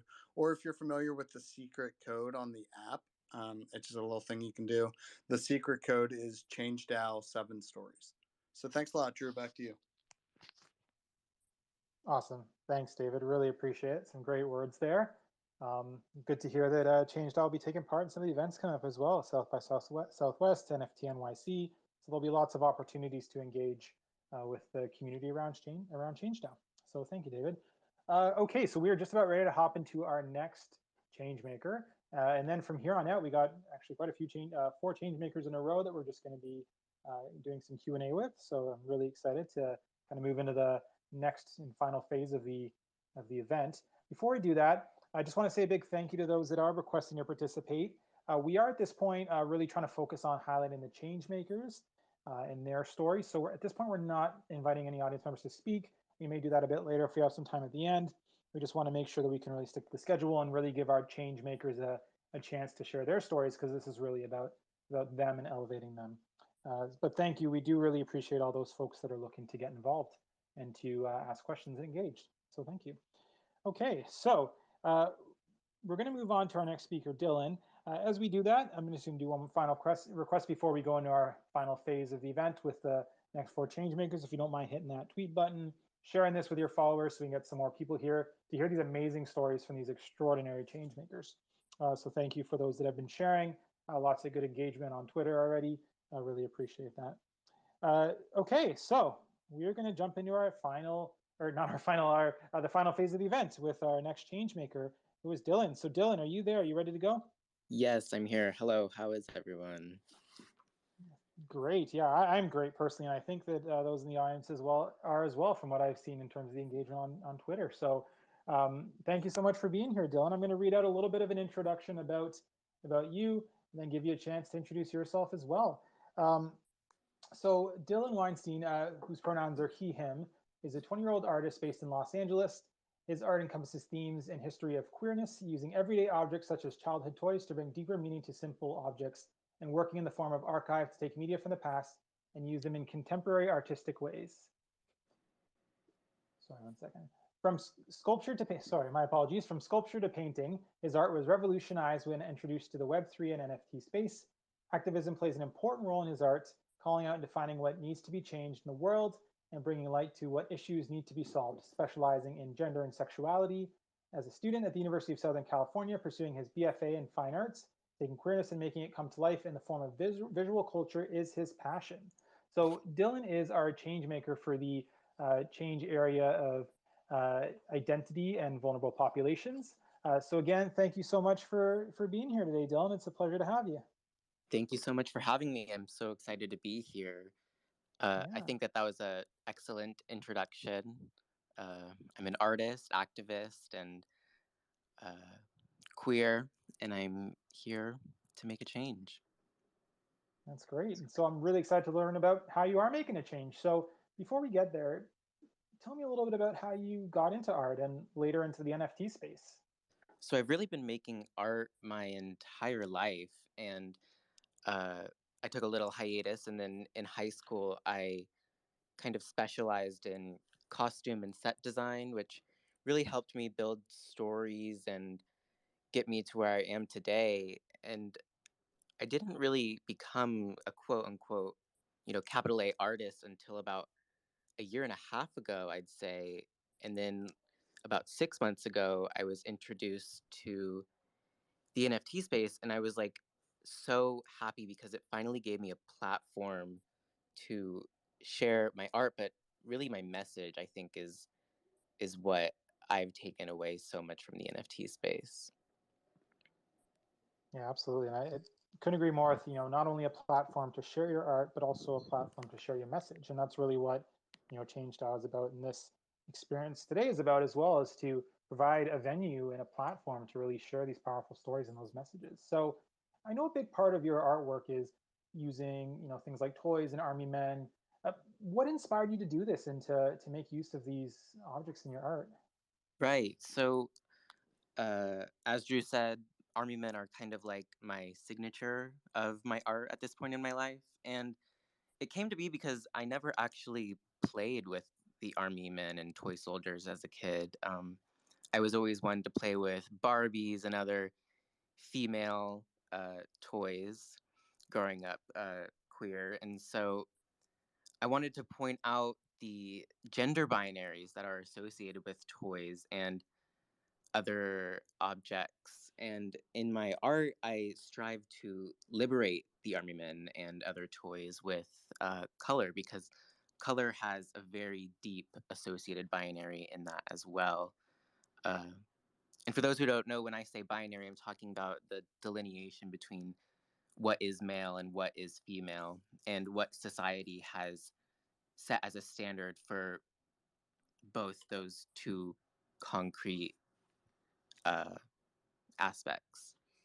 And these binaries are constructed in life, and they affect so many people in so many ways, and especially uh, they're ingrained in us as children in like our developmental stages, and it really impacts our youth and growing up after that.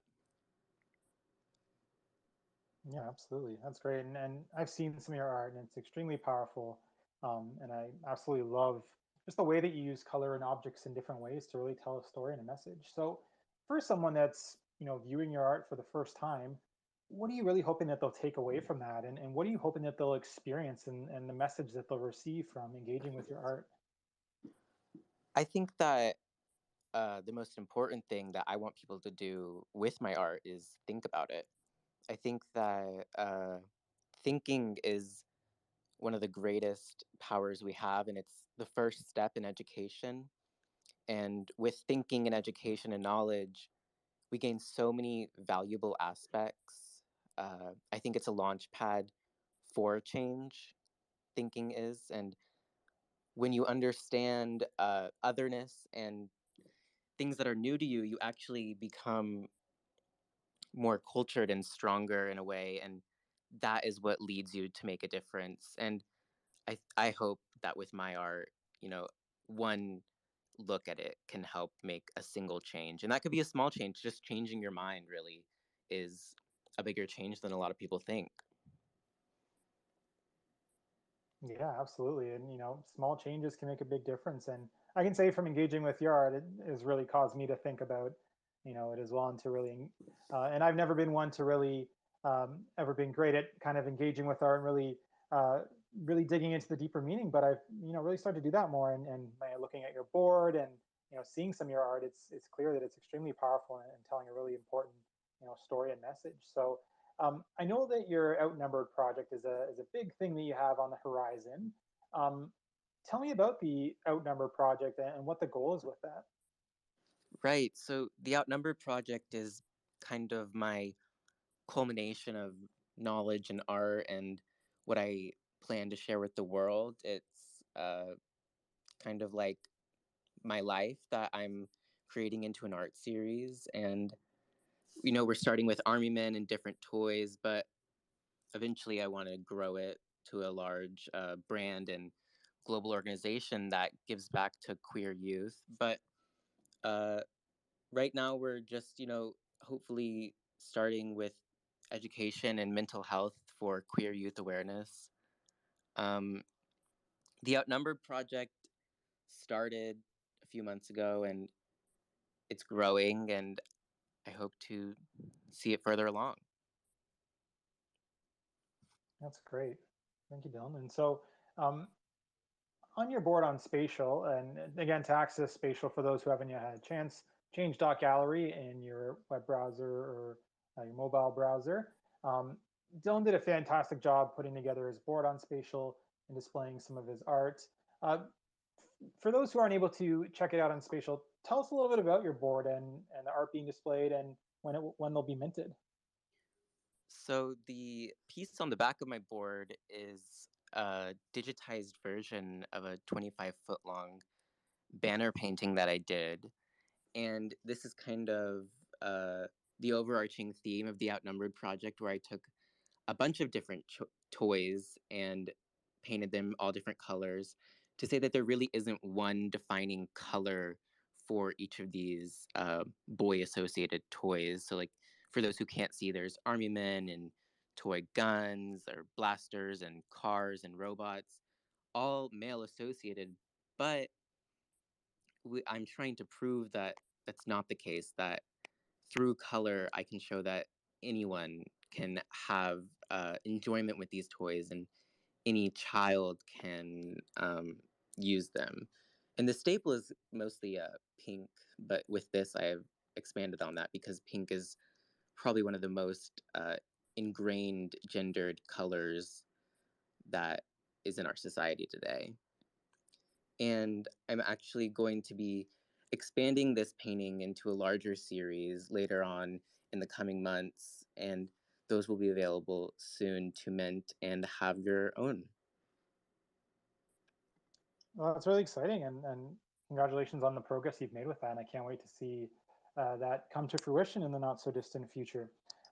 So thanks for all you shared so far. I really appreciate it, Dylan. And I'm going to go off a bit off script, if that's okay, and put you on the spot here because we do have a couple minutes. And so your focus here is on specializing in gender and sexuality, bringing greater awareness and empowerment. How do you see NFTs being a force in driving greater inclusion in society as a whole?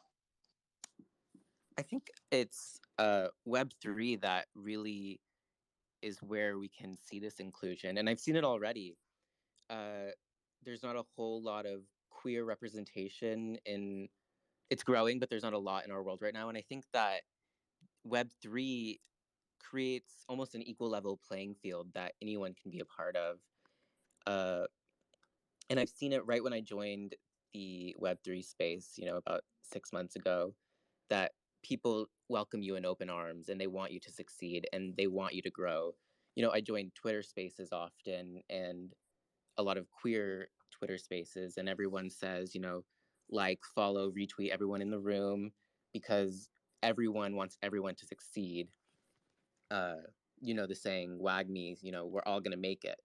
And I think that that kind of has defined a new chapter in queer history. And I'm so excited to see how queer history has changed and evolved with the evolution of Web3.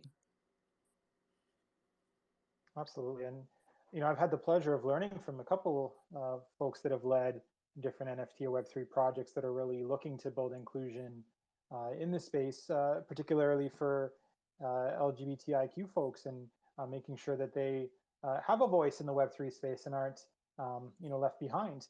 And I think that, when it comes to the Web3 space, I've been amazed with just and you said it too, the inclusion in the community. And because you don't always see that when you join a new kind of online community, right? So that's great.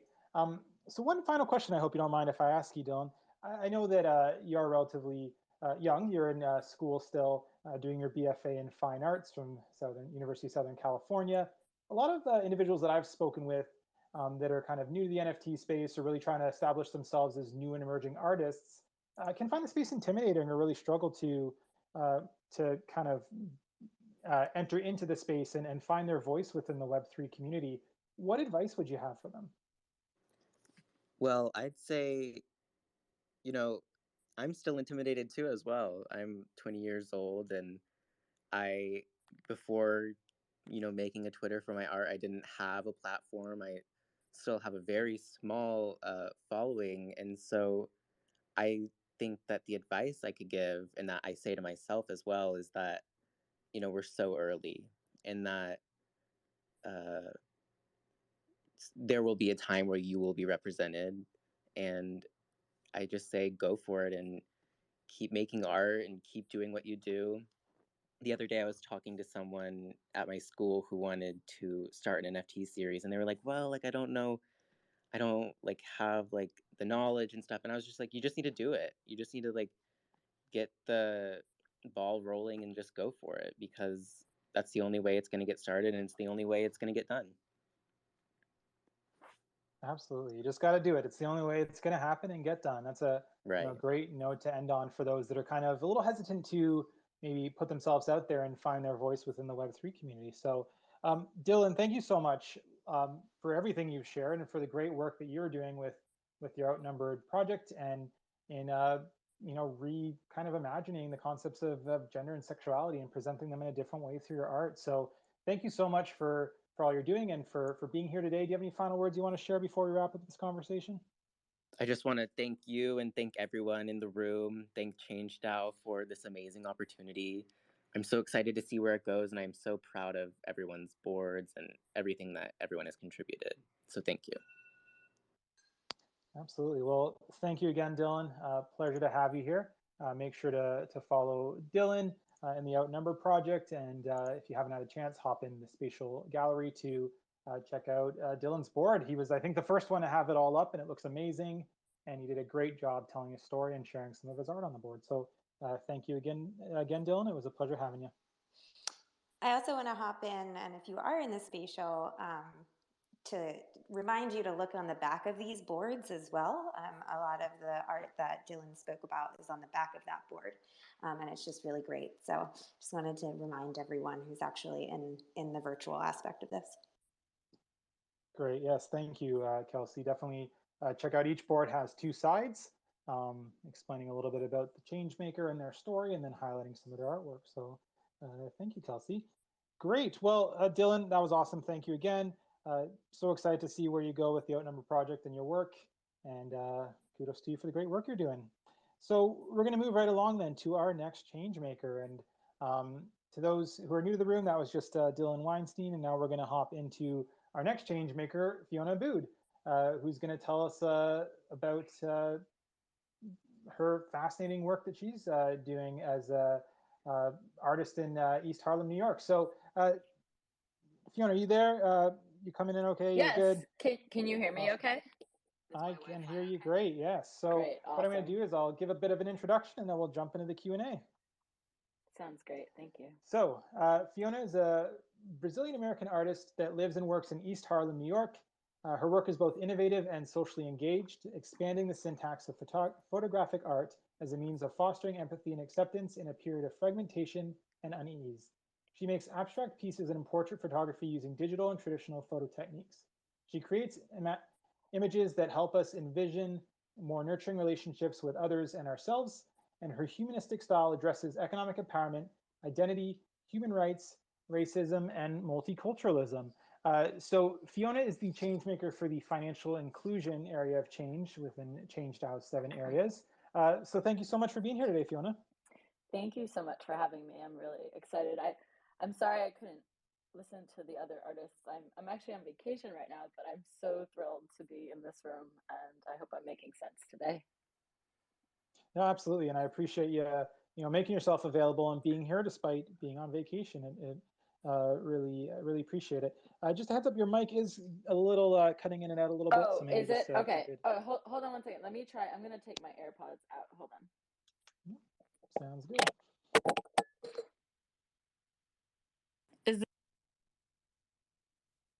Oops, sorry. Is this better? Oh yeah, that's much better. Thank you, Okay, Fiona. cool. All right. Great. So let's dive right into it. So how did you become interested in socially aware art? Okay, that question is lengthy, but I'll try to make it as quick as possible. After 9/11, and I know I'm dating myself, I was horrified at the hate crimes that were happening against Sikhs in America, and I had studied South Asia and diaspora in college, and I had a lot of Sikh friends, and I said to myself, well, this isn't right. Like this has to be not only documented, but um, you know, I mean, I wanted to show Sikhs as Americans and show, the contributions they were making in American society. And I ended up photographing this man named Vishwajit Singh, and he's known as Captain Sikh America now. And he did a cartoon of a man with a turban and a beard wearing a Captain America costume. And I said to him, listen, we have to take you around New York. We have to dress you up and take pictures of you. And he became a sensation, and he ended up quitting his job, and now he teaches tolerance at schools and institutions such as Google and NASA. And the series there's documentaries about him, and we exhibited in Seattle, and the images have been acquired by various collections, and we've done so many projects together, and that's been a huge example of how political art can help open people's minds and change people's lives. So that was like my first kind of big foray into socially aware art.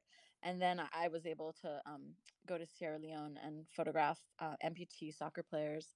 And we ended up making a documentary about the team and raising money for them, because in Sierra Leone there really isn't any kind of support for people with disabilities. So the money went to help with job training and help support their families. And during Ebola, that was a really huge help. And it just sort of feels right to make work that has a community and a societal impact. And I can't imagine, even though not all of the pieces I've worked on have been societally aware, I feel like it's a huge part of my practice and a huge part of my identity as a person. Well, that's amazing. You've been involved in some really cool projects and some amazing work with Captain Seek America that you mentioned, which I've actually I've seen his followed him as well before, and seen some of Oh, the cool. Oh, nice. stuff on him. So that's I had no idea that you were involved with that. So that's really cool. Super And cool. then Yeah, I love also, it when people are like, "Oh my God, do you know about him?" And I'm like, "Oh my God, yes, I do." It's so funny. that's awesome. That's very That's so cool. cool. I love that, like, that iconic American image can just like harness all of these like feelings that we have, and then connecting it to multiculturalism and understanding another culture. I think that's like so powerful to connect, like, a trope with something that we're unfamiliar with, and then the combination of the two just it helps people like integrate, like, oh yeah, like there are people that don't look like me can be American too, anyway. Yeah, absolutely. No, that's a great point. And also the work that you did in Sierra Leone with those that amputees from the Civil War, and doing some work with them. That's must have been a really powerful experience as well. So you've had some really cool socially aware art experiences, and um, that's amazing. So next, I'm curious to hear your thoughts about financial inclusion, because obviously your area of social change within the 7 areas is financial inclusion. So tell me about financial inclusion and why it's important. Absolutely. Well, there is, I'm sure, everyone's well aware of this. There's a huge, like, the discrepancies between the rich and poor in the world, not only in the United States, is astronomical, and it's gotten even worse because of COVID. Um, I think that I was like just looking at statistics, and there was a statement that said that contemporary global inequalities are close to their early 20th century level at the peak of Western imperialism, which is a huge statement. That's from the World Inequality Report. But it's just like there's so much to be done, and I'm currently working on a project about universal basic income, and I'm involved in an organization called Humanity Forward, founded by Andrew Yang, after he finished his 2020 presidential campaign. He created this organization to not only educate and help support universal basic income pilots around the country, but to also help lobby in Congress for universal basic income. And the organization ended up helping push through the financial stimulus and the child tax credit, which, sadly was not renewed. But it's a huge thing. And it's statistics have shown that, like, if if people who are like barely making ends meet and living below the poverty level are not helped or supported in any way, that the increased rate of mental illness, suicide, drug abuse, just the cycle goes on and on and on. And this is happening at a global scale. And the opportunities in crypto, in, NFTs, to help support people that have been traditionally disenfranchised, not, well, we can talk about, the economic system in general, but obviously we're talking about art, so we can talk about the art world. For artists, there's some statistic, and I can see if I can find it in my notes, that it's I think, like, in museums it's 80, hold on, let me see, I'm sorry, I wrote this down so I wouldn't mess it up. Right. So it's 80% okay, in the US museums, in 18 major museums, 85% are white and 87% are male. So, you look at that statistic and you think, oh my gosh, like that's crazy.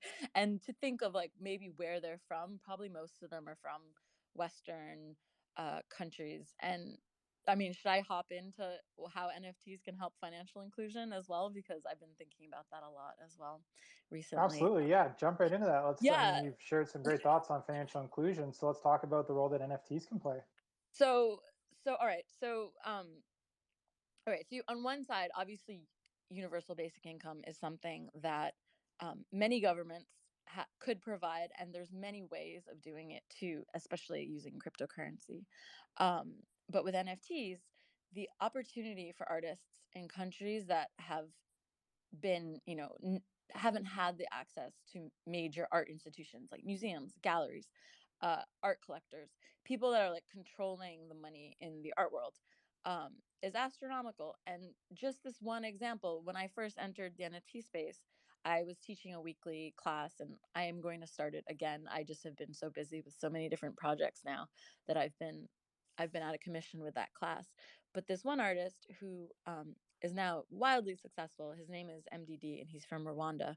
He started in NFTs and just like flew to the moon. Like he's now super rare. He's doing super well. He spends his money that he makes from his NFTs to help other Rwandan artists mint because of gas fees. And it's just amazing how an artist like that, who's so talented, and if you think about, like, for instance, if you wanted to show in New York how much it would cost to like send a painting all the way from Rwanda to New York, it's impossible. But with NFTs, boom, it's instantaneous, and a collector in New York can get his piece in a matter of seconds. That opportunity, I mean, that's just the beginning.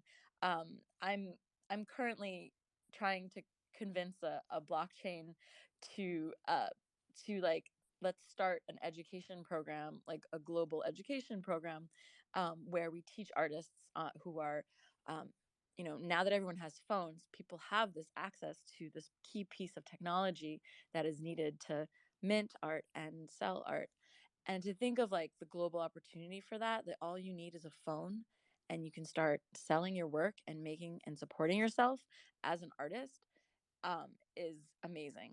To think of like an artist in a developing country to have access to a global art market is absolutely amazing.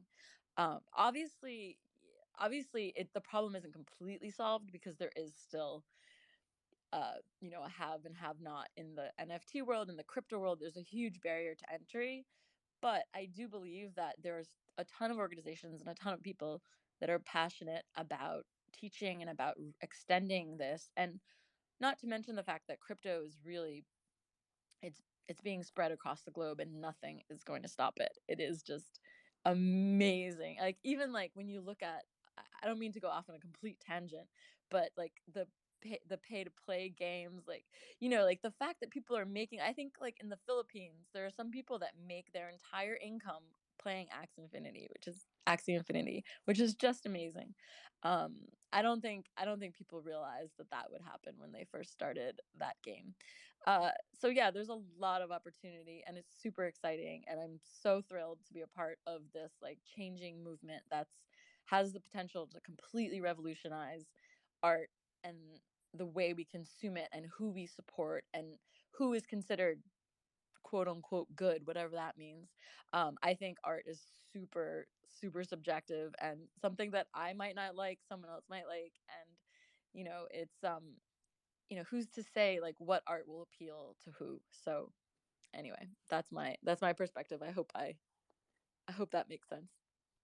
Oh, absolutely. Yeah. No, thank you so much for sharing all that. And I think that, you said it well. You said it, all you need is a phone, right? With when it comes to the NFT world, and it's just opening doors for folks that have lacked access or equal access for so long. And obviously, there's still issues of equity in the NFT space, of course, right? It is still a space that, for the most part, if you come from if you come from a wealthy background, a developed country, you're, a white male, you'll probably, you are at an advantage, right? So there is still work that needs to be done there, but I think that uh, NFTs just are so much progress that comes with NFTs when you look at the traditional barriers and gatekeepers individuals and artists had to go through to bring their works to market and to make a name for themselves. And so That's amazing. Love everything you shared there, and I couldn't agree more. So, Fiona, thank you so much. It's been great hearing from you. Anything else you want to share before we wrap up our conversation today? I'm just so honored to be a part of such a rock star team of artists with ChangeDAO. I'm completely just thrilled. When I was accepted, I like jumped, bounced off the walls, and I'm like a big admirer of many of the artists and the ones that I've discovered. I'm so thrilled to be with all these super talented people and a super talented team that's um, leading the way. And I really feel like this group is going to have a huge impact, and I can't wait. I'm very excited. I'm then this next year. It's been a year that I've been in the NFT space, and this next year we're gonna just kill it. This is gonna be awesome. 100%. We were just going to kill it this year. And, you said that you're so excited to be a part of Change. I know that ChangeDAO is so excited to have you on board as well, and the amazing talent and art that you bring to the space. So thank you for everything you're doing. It's a pleasure chatting with you and learning from you. And thanks so much for being here today. Thank you so much, and thank you so much for your podcast too. You're highlighting some really important stuff that's going on, and it's very exciting to learn about all the different things that are happening in the crypto altruism world. People that, I mean, can I say give a shit about like the future of the world? I mean, we're going to, every day the news, you're like, oh God, like what's going on now? And, to have this community that's so positive, uplifting, and really trying to change things and make a difference is really, really empowering and inspiring. Well, thank you. That means a lot, and I really appreciate that. And I appreciate you, and especially since you're on vacation and you still made time to be here with us today. So thank you, Fiona. Very much appreciated. Can't wait to see all the great things that you continue doing in the future. Thank you so much. Have a great night or day wherever you are. Yes, a night or a day. I'm sure we have people from all over the world. So thank you, Fiona. Great. So another amazing change maker, another amazing story. Such great work being done by Fiona in the area of financial inclusion. So before we move on to our next change maker, I just want to do another kind of housekeeping item around. There's a couple more requests that have come in.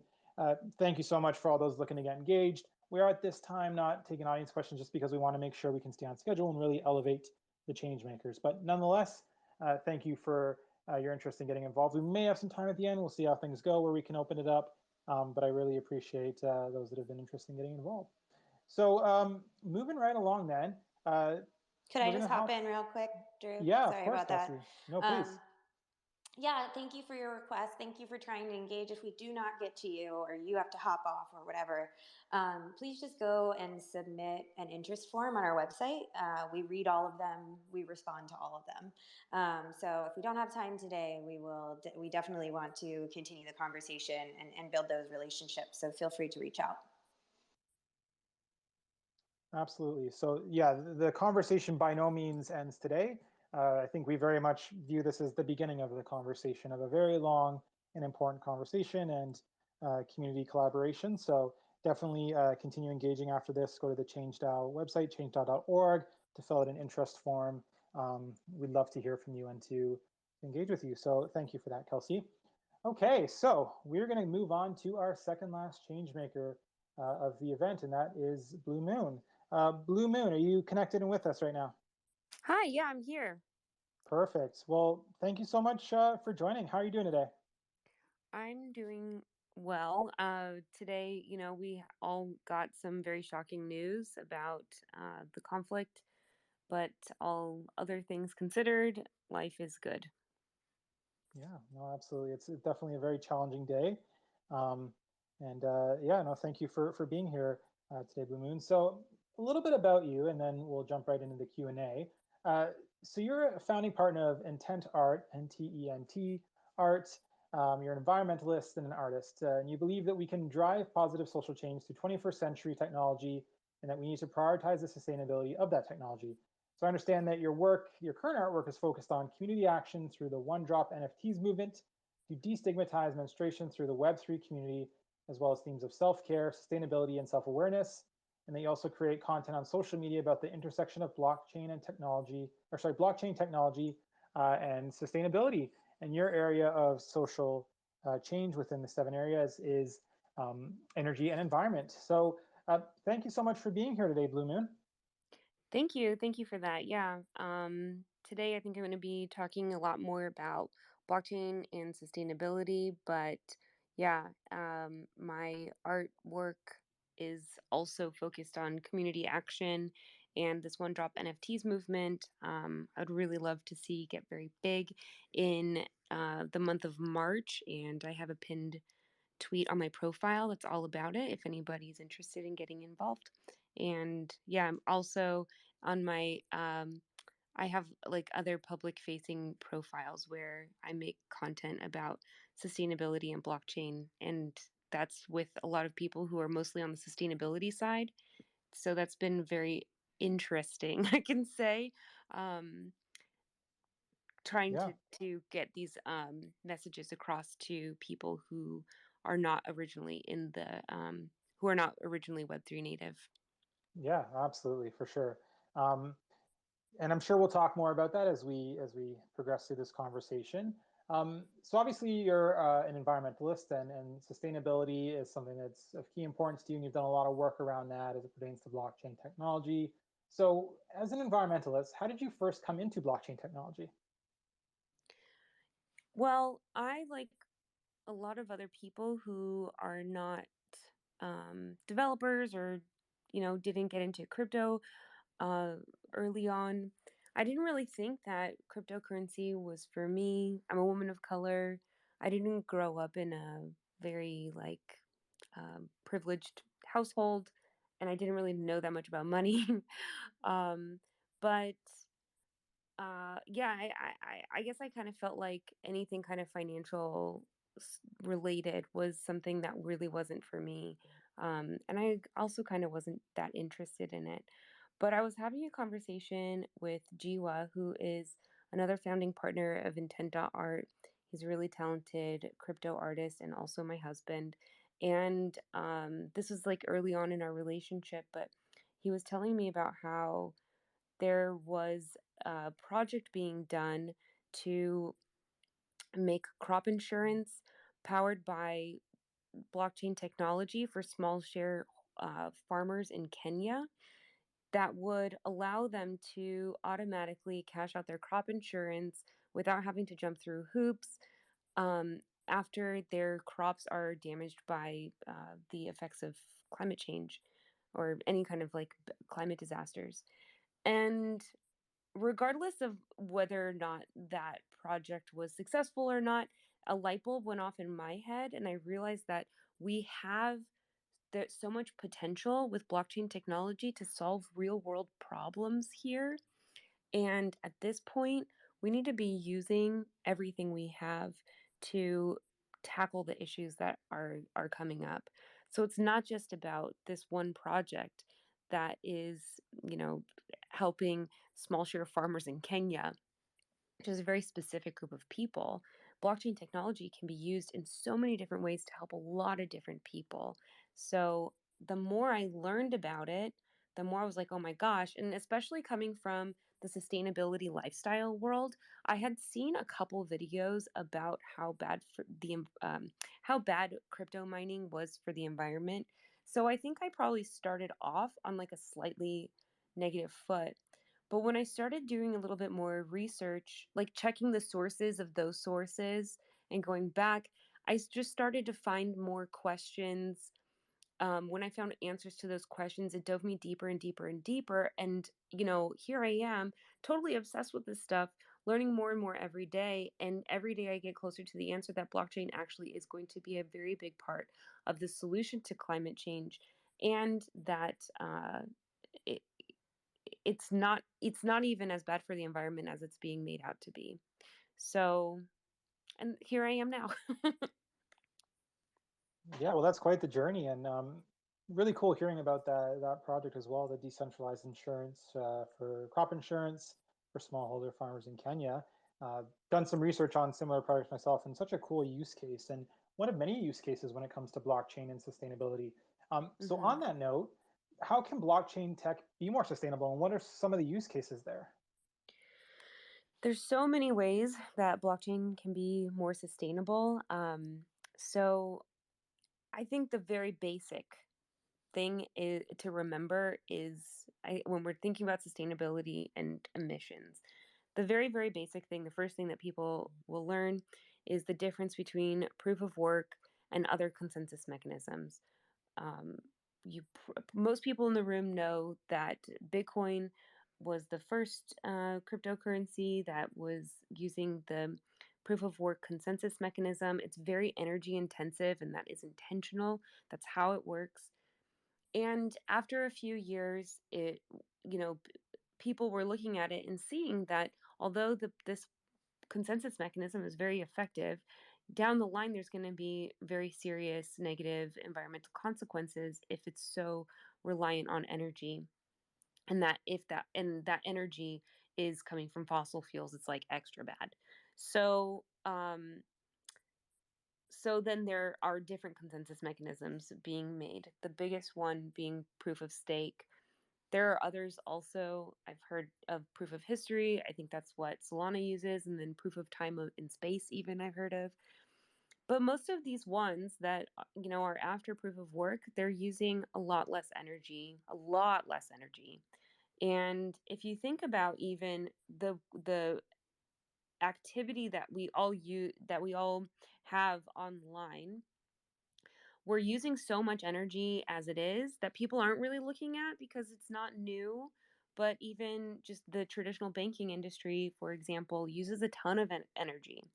And if it is replaced, at least partially, by blockchains that are super energy efficient, that's going to bring down total energy consumption a lot. Obviously, I think mining rigs, for Bitcoin, which will never move away from proof of work, um, these can all be on renewable energy, 100% renewable energy.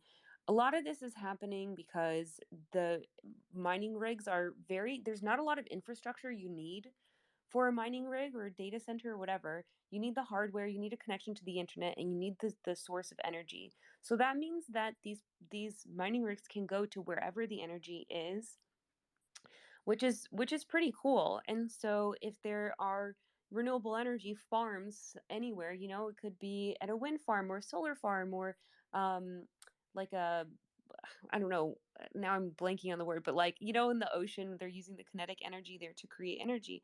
You can have a mining rig there.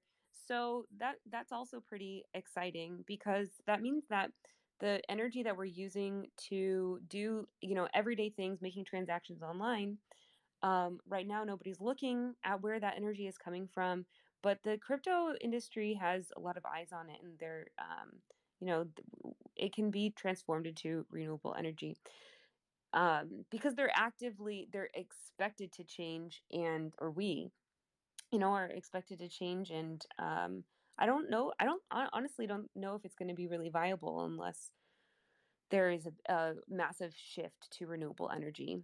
Another thing that can be done is carbon offsets. A lot of people are able to calculate their carbon footprint, and like using Offsetra, for example, and paying for carbon offset projects. These projects are things like reforestation projects, protecting mangrove forests, and doing things like providing extra energy efficient stoves to people in places where they are using really unsustainable methods for cooking and heating. So these are also good. I think though, because as much as the crypto industry wants us to think that the energy that we're using is very small, I mean, it's still pretty significant. And if we want to really reduce the effects of climate change, we need to be reducing everywhere we can. And I think that the crypto industry has the capital to do this. I think another really good way to do the carbon offsets is by investing heavily in carbon capture tech, because it's not like minting an NFT on a proof of work blockchain isn't like leaving the lights on in your house, which I would say is something that you could offset by planting a tree.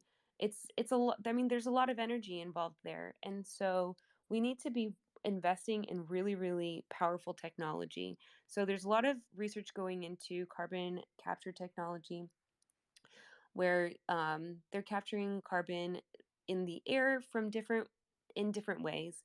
All of this technology is very, very new, and just like the crypto mining, it's also a bit inefficient too, and there's a lot of need for money and for research and for scaling. So I think that if major platforms or blockchains are investing in carbon capture technology, I think that would be really great.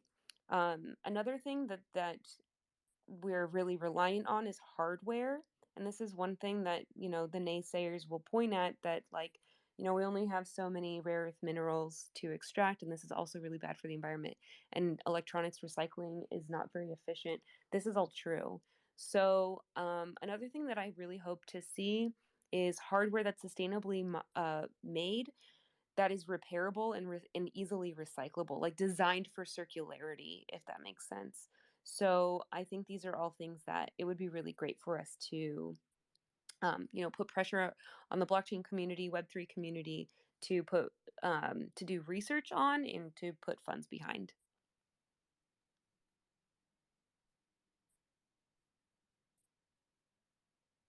But I'm happy to talk more about it too. I think. Sorry about that. Yeah, I think we got rugged. It's okay. Drew got rugged, but I So appreciate all of that. Yeah, let me sort of chime in on this, because Sure, you and yeah. I have talked a lot about this topic, and I love your position. As the founder of ChangeDAO, right? Like, we chose Ethereum because it's just such a superior L1, right? I mean, NFTs were started by Ethereum. The dev community is so strong. How do we think about, other blockchains? How do we think about, like, should the artists be thinking about the blockchains and where they're putting their art? Yes. And I think for everybody, for different artists, you're going to have different things that you are prioritizing. So, yeah, we have talked about Ethereum. Honestly, at intent.art, we are minting on Ethereum as well. Although we are in the process of switching over to ERC 721A contract, which is going to make us even more efficient. We also have Polygon contract for some certain pieces. I think that it's all about what you value. And I think the big reason why we are minting on Ethereum, even though we are a sustainability forward NFT platform, is because Ethereum is, as you said, a superior chain. I don't think it can really compete with the other chains in the long run. And if we're thinking about sustainability, to me, I think it's a lot more sustainable to build a city where the people are, instead of like building something where people aren't hanging out there, people aren't using it, and you're going to have to end up coming back to the bigger city anyway, if that makes sense. So we're going to have utility on Ethereum that is not going to be matched anytime soon by any other alt chain. And I think, the wheels are already in motion to have Ethereum on a proof of stake consensus mechanism. And then things are going to get really interesting. So, yeah, I mean, if I thought that Ethereum was bad, like just as bad as Bitcoin, which I'm pretty public, I'm not like a huge fan of, I wouldn't be talking as much about these other things, the carbon offsets, the carbon capture technology, and all of that, because it wouldn't be as necessary. People aren't really that threatened by a transaction that, is the equivalent to like leaving a nightlight on for 3 minutes. So, but because Ethereum is a superior blockchain, even for art, especially for art, we do have to think a little bit deeper about how we can, make up for the damage that's been being done. Although on that note too, I think there's also misconceptions about how much of the electricity that's being used for mining and validating that's coming from renewable sources. Because as I said, there's a lot of pressure on the blockchain Web3 community to be on renewable energy, and the percentage, I think a lot of people don't realize that the percentage of energy, the percentage of renewable energy that blockchain takes is higher than like the percentage of energy consumption overall, if that makes sense. So an energy consumption does not equal carbon emissions. It's not a 1-to-1 ratio. So, I mean, I do my best to educate people. And every day is a new adventure with that. Great. Well, thank you so much for sharing all that, Blue Moon, and thank you there for David for jumping in while I got disconnected there. Really appreciate it. So many great thoughts there on blockchain and its sustainability and ways that we can make blockchain and Web3 more sustainable. So I appreciate you sharing your thoughts. I have to ask you one more question because I wrote down a quote here that really stuck with me, and I just need to ask you before we wrap this conversation. I know we are a bit over time, so I appreciate it. You had mentioned that coming into the space, you didn't think cryptocurrency was for you, but you persevered, you found your space, you found your voice. What advice would you give to someone who feels that cryptocurrency or Web3 isn't for them? Cryptocurrency and Web3 is just like the internet. There's a place on the internet for everybody. It's not just like the internet, it's the new internet. And there's a place for everybody. And I think maybe the reason why I didn't feel like it was for me is because there's this idea that it's for, these like white developer guys in hoodies, um and there's a reason for that. And there's reasons for those reasons. Like, it's not a secret that our society pushes technology on boys more than on girls, and blah blah blah blah blah. I don't think I need to go down that you know so hard, but it's not like that anymore. People are coming into this space so quickly, and people are building. Just as an example, I'm a part of many or I'm in a lot of it, like the women centered NFT project community. And even within there's even sub niches of women. I mean, there's really just going to be a space for everybody. It's getting easier and easier.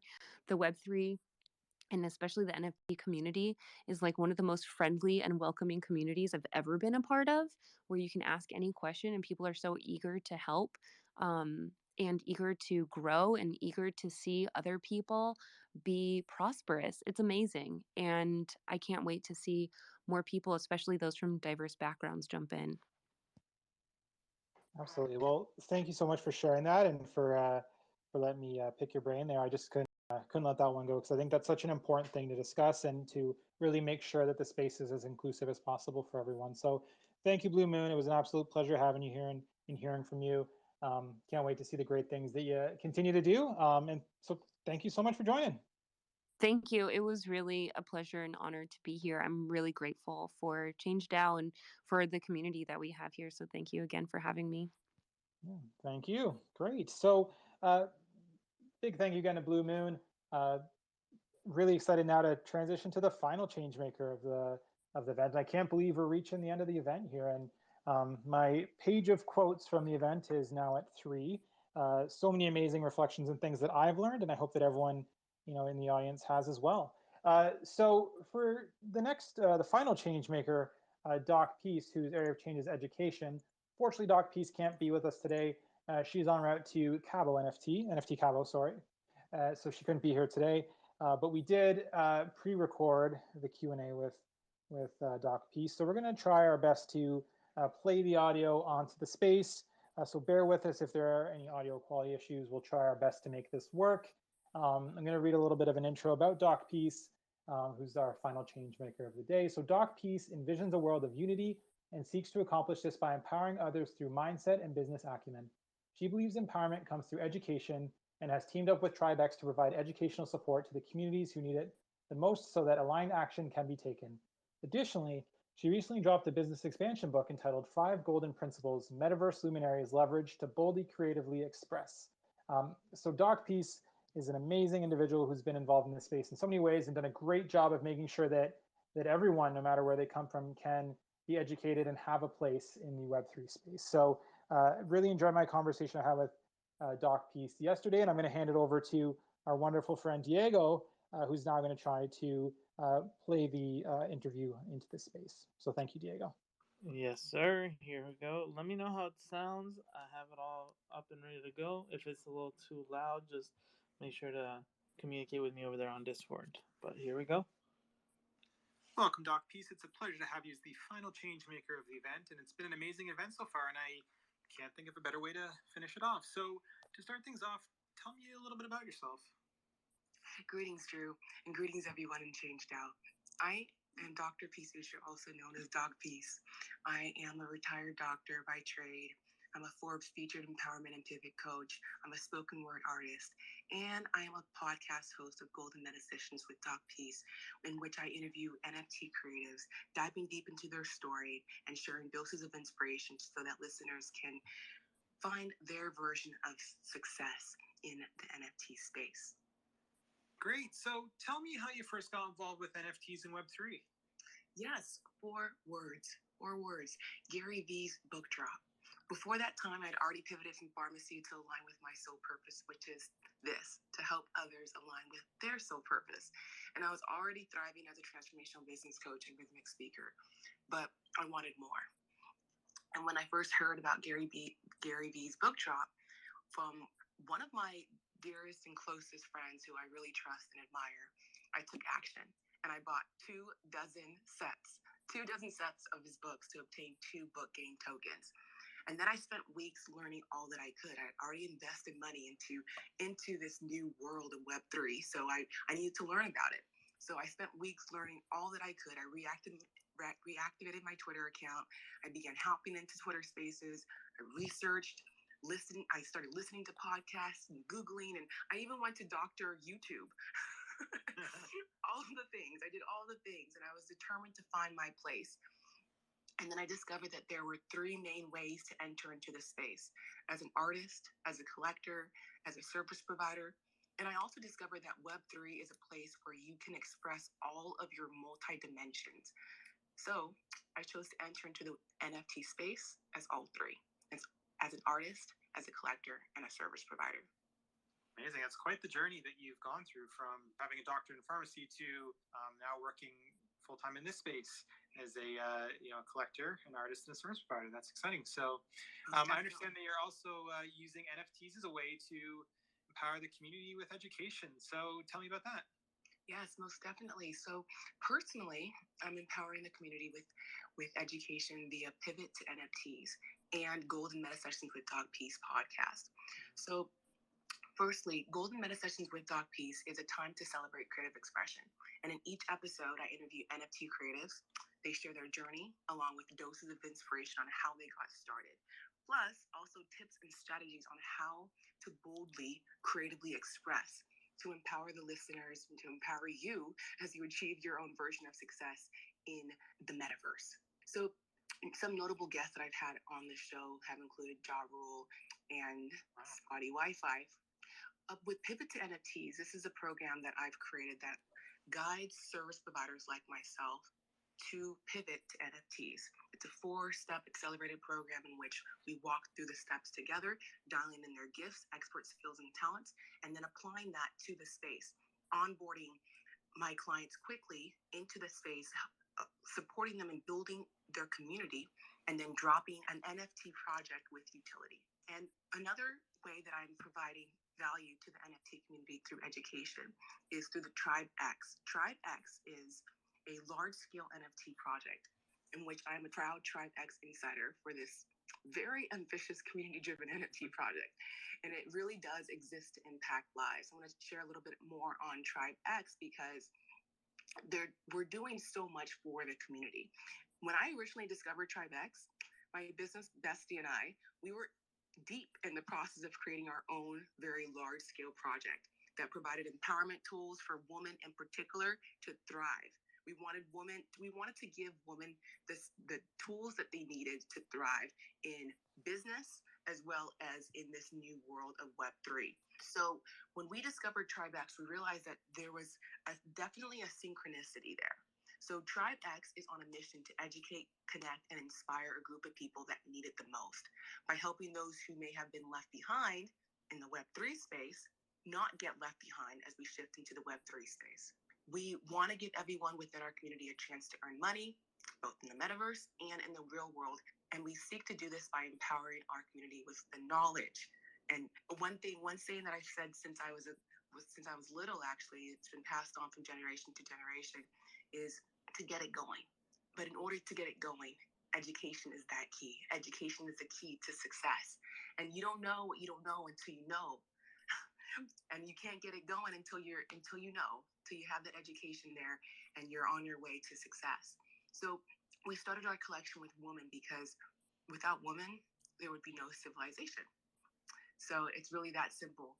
Women are the reason for our existence. And if you haven't seen the TribeX avatars, I really encourage that you do. I believe that I have a display of them in spatial, so you can take a look at the avatars. But we're more than just an avatar. We're 11,111 strong, beautiful, independent, and brilliant women of color across all ethnicities. And holding one of these 3D avatars that represent tribal, ancestral, and BIPOC women gives you access to these tools that could actually be life-changing. TribeX NFT holders not only are welcomed into our community, but into our ecosystem, and they become part of our TribeX DAO and become part of our infrastructure that gives its members access and resources that are necessary to recapture the full value of their contributions and earn money regardless of their technical experience. And I'm very passionate about this particular project that I'm part of because it's not just about education, but also about empowerment, and education leads to empowerment. That's awesome. So we've heard about how we've heard about you as a service provider, and an educator. Now tell me about you as an artist and the inspiration that came with bringing spoken word into the NFT space and how you got there. Yes, most definitely. I love this question. So when I initially made the pivot to NFTs, I took an inventory of my gifts. I took an inventory of my talents and my skill sets. And this is actually one of the exercises that I walk my clients through as well, because when you first enter into a new space, doubts come popping up, right? And you start thinking like, do I belong here? What can I offer? And once you do this inventory and you take the time to really assess, you start to realize that you have so much to give. And I realized that one of my gifts is spoken word. I wrote my very first poetry piece at the age of 12. I paired the words with a Van Gogh inspired art. And 20 plus years later, I published those words. I forgot about that little girl, that 12-year-old girl, but 20 plus years later, I remember who she was. And I published those words as an inspirational picture book for the inner child. And it's called The Midnight Show. The Midnight Show, this was my declaration, this young girl's declaration that she would one day shine her light and the world would take notice. So I forgot about that little girl, but I remembered her in August 2017. Fast forward 20 odd years, and that was the year that I remembered who I was. And I began writing poetry again. I began flowing spoken word at a local San Diego venue. And I set my intention on writing and flowing a new spoken word piece monthly in the year of 2018. As long as inspiration flowed, I was going to let that inspiration flow. And I was gonna speak my truth. And it flowed. After this poetic spark, it reignited something in me. And I was called to finally publish The Midnight Show. And I wanted to inspire creatives of all ages to express. And it actually became a bestseller in 2019. Wow. And in September 2021, 2 years later, I turned that book into an NFT. And in October 2021, I sold my very first spoken word NFT. That's amazing. So as we wrap this conversation, and I love everything you've shared, I've learned so much and such an inspiring story of how you got here and what you're doing now. What can we look forward to in the future? Yes, most definitely. There's some very exciting things happening on the horizon. Firstly, I have secured 2 pilot episodes for a TV talk show series in the Web3 space. So, the goal of the show is to introduce NFTs, educate on NFTs, inspire creatives to leverage NFTs, and to highlight the social impact through utility that NFTs can have. So, really excited about this Web3 TV talk show. I'll be sharing more information on that as it evolves.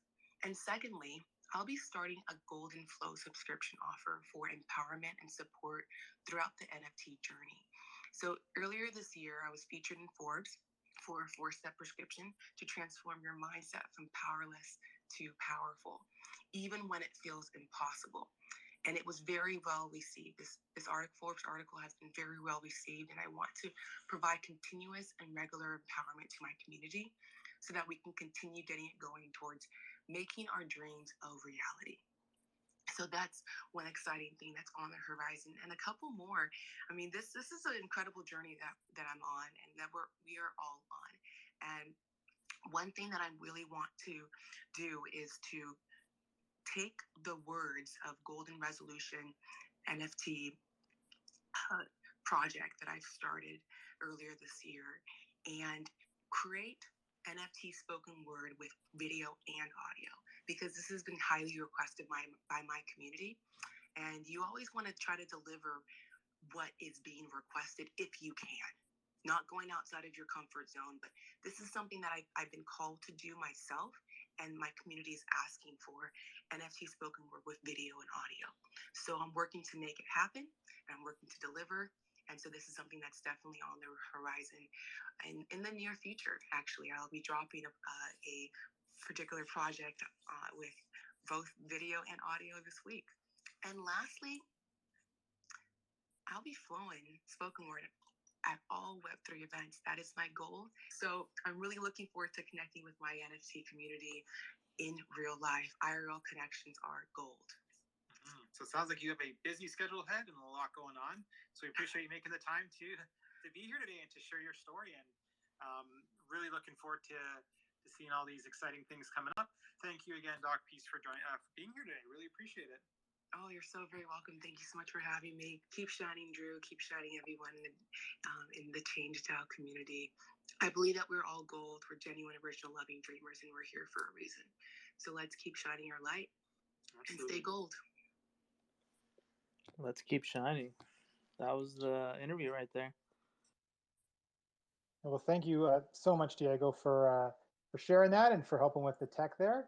Hope the audio came through for everyone okay, because that was an amazing conversation with Doc Peace, and such a great way to wrap up the event and with our final changemaker of the day. So first off, I want to say a big thank you to everyone that joined in, especially those that have been here from the beginning. There's quite a few of you that really stuck through to the end, and I really thank you for being a part of this amazing experience.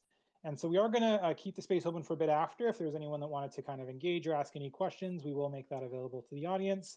But before we do that, I wanted to hand it off to Kelsey to say some final words, and then we'll go from there. Kelsey.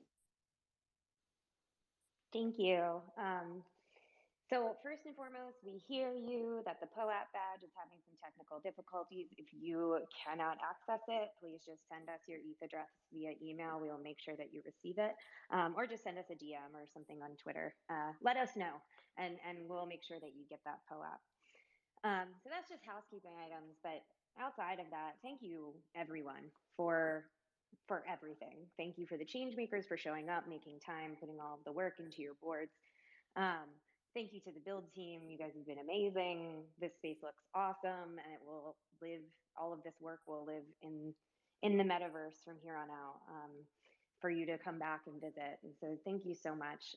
We appreciate you. We're happy to have you in our community. With that said, if you want to stay involved, anyone who's on the call, please sign up for email updates or submit an interest form on our website. You can also bookmark and revisit this change gallery and revisit all of the work that our first 7 change makers have done thus far. You can follow us on Twitter, You can follow the changemakers you heard today on their socials as well. All of that information is still pinned to the top here. So yeah, with all of that said, just I'm overflowing with gratitude over here for our team, for those who tuned in, for our changemakers, of course, and happy to have you in the community. So with that said, I'm going to pass over to David for his final remarks, and then we're just going to open it up for questions. So and comments, what have you. So if you would like to come up and speak, feel free to request, and we'll start a queue. Yeah, I'm just gonna stick around. I see Brian is still around. Some of our change makers. I just want to hear from folks who have been listening, who have their story to tell.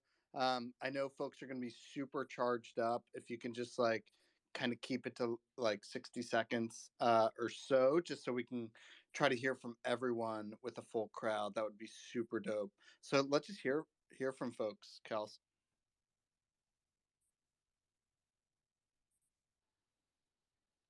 So yeah, no one's up. No one's requested to speak. We got a lot of requests throughout the entire.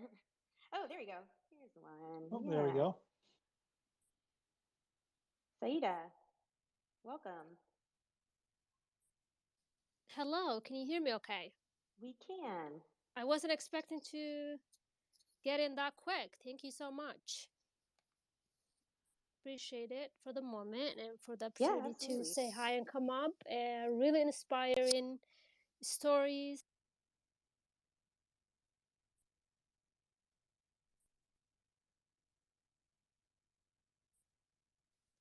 Hello, can you hear me? Yeah, I thought you rugged us. I'm sorry, I didn't. Twitter did, not Twitter. Someone else. Every time. So, all right.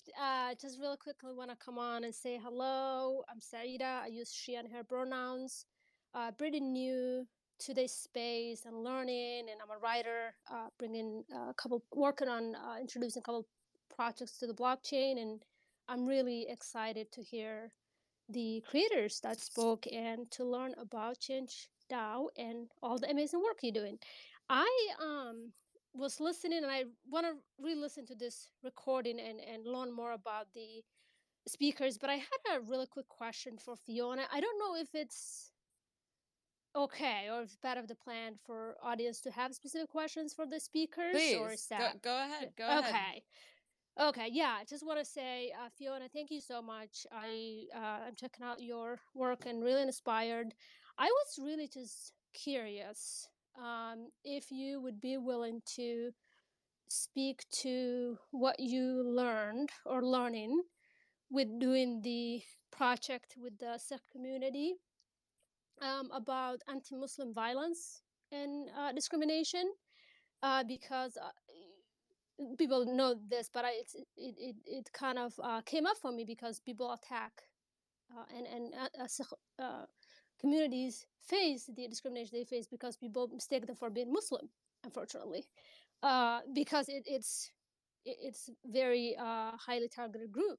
So we both are in this mess together, and I really appreciate hearing work that uplifts the Sikh community, the Muslim community, and all communities who face discrimination in all its varied forms. We're all in this together, and we're all powerful together when we are want to uplift each other. So I'm curious. I'm a Muslim woman. I've experienced anti-Muslim violence. I had Sikh friends who were highly also impacted. So I'm just curious if you, and again, I don't want to put you on the spot. I know it's a very specific question. No, So it's only totally if you're fine. willing, I'm curious to hear what you're learning Absolutely. about that.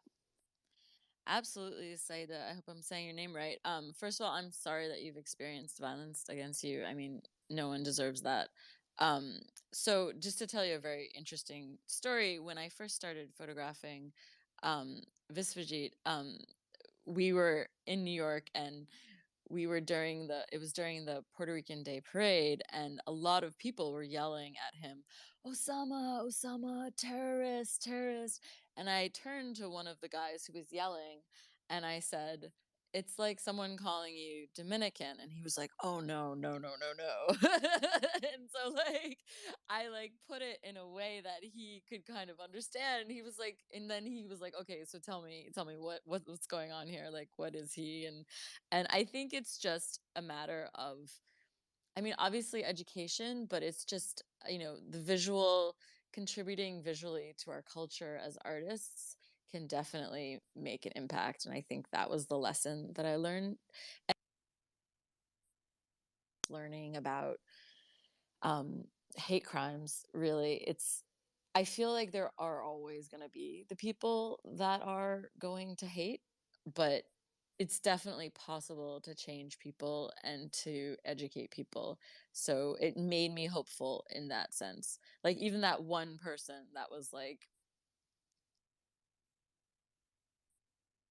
had a moment of humanity where he could like understand. And there were a lot of moments like that. There was this one boy who said to him, Captain America can be black, white, Latino, but he can't have a turban.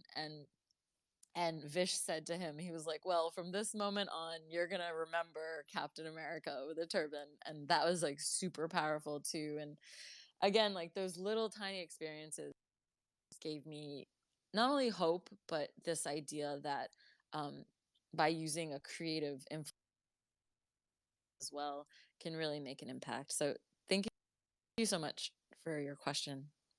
I hope I answered it. Yeah, you did. Thank you so much. And I think the more we create the awareness and kind of include all the communities that are being impacted in a certain way together, the more we all are benefit as a different group. So I appreciate the awareness. I appreciate the work you're doing. Thank you, everyone, and thank you to ChangeDAO. Appreciate you. Thank you. Yeah, thank you for coming up and speaking, Saida. We really appreciate it. And thank you, Fiona, for sticking around for questions. Fiona, did you have anything else to add? No, I think that's it. Thank you, Kelsey. Yeah, absolutely. And so School for Humanity, I gave you speaking privileges. You also requested them. Did you have something you wanted to share or a question for either the ChangeDAO team or one of our change makers? Hey guys, since I saw the title of this space, I said, oh, I gotta get in. This is where I fit. And I really did. After I listened to the discussions, I was ecstatic. And I really thought I'm the only one who is trying to make a change. Now I'm happy to see that artists are trying to use their power to touch souls. And I think it's an immense opportunity with every revolution like this one that blockchain, Web3 DAOs offer for us to really make a difference and to put our shoulder in the humanity's evolution. And my project, it's about this. I will not get in very large details because the story is long, it's complex, and I want to keep as close as 60 seconds. I already sent you an email like you recommended us. I don't know if it's possible, but I would like to join this force for change. So my project is School for Humanity, and very shortly sets a better beginning for future generations, inspiring them not to make the same mistakes the human race made, governed by the circles of history, of course, but when the future generations will land on Mars. It's a gallery with pieces that I made, and everyone is trying to make a change in the society. Very short. Thank you very much. I'm glad to be part of this space and of this community. Thank you very much again. Yeah, thank you for coming up and sharing your story and your project. You mentioned that you sent in an interest form, so we'll be sure to be in touch and continue this conversation. Hey, Just can I jump one. in real quick? Sorry, Yeah, go do your ahead, thing. David. Oh yeah, I just wanted to note. I mean, we heard, some of the other change makers bring this up too, and my own experience. Like when I started writing out the ethos for ChangeDAO, it's like the first thing I started thinking about was just how lonely it can be when you're a change maker, and it can really just feel like uh, some of us choose it as like a profession, but also some folks just do it kind of casually, here and there, just as they're maybe not doing it full time, but they're participating in change. And that's really the idea of Change DAO. It's like this persistent global community where folks are always engaged in the idea, like the big, big, big idea of change, so that as change makers kind of come in and move with the cultural ebbs and flows, right, they can have that engaged community to ensure that they're heard and that they do have that trusted group of folks that will listen. And that, because we heard Dylan talk about this, right, like he just wants people to think about his art, and just and how important just thinking about things can be. So I just wanted to point that out. Thanks a lot to that, people bringing this up. Like it just really validates like my own purpose for creating something like this. So I just really feel that. So thank you. Yeah, Yeah, and thanks for. Sorry, go ahead, Blue Moon. oh yeah, I just wanted to just chime in because you know, uh, similar to what David was saying, you're not alone.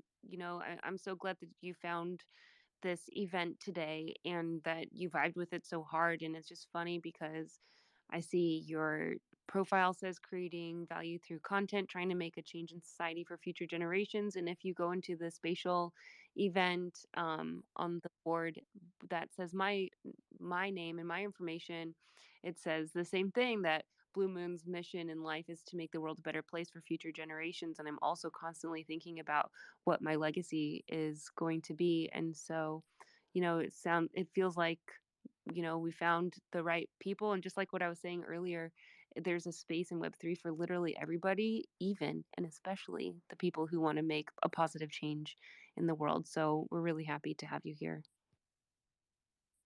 Very well said, Blue Moon. I appreciate that. And I just wanted to jump on quickly and say thank you to everyone because I do have to sign off. Thanks for a wonderful, amazing event. If you ever want to get in touch with me, shoot me a DM or hit me up at cryptoaltruism.org. I just want to say a thank you. This shows the power of community and the great things that we can do together, and how in the Web3 space, it really is community over competition, and that we're all in this together and we are all going to make it. So big thank you to everyone. It was a pleasure. And thanks for sharing this experience with me. So I'm going to sign off now. Take care. Thank you, Drew. You're amazing. We had someone else come up to speak. Girls Collection. Did you have Hey a question guys, or? Yeah, go ahead. I hope you're all going well. We are. Actually, Did you I want to share wanna, your? Go ahead. yeah, exactly. I want to share actually, if you don't mind, my project.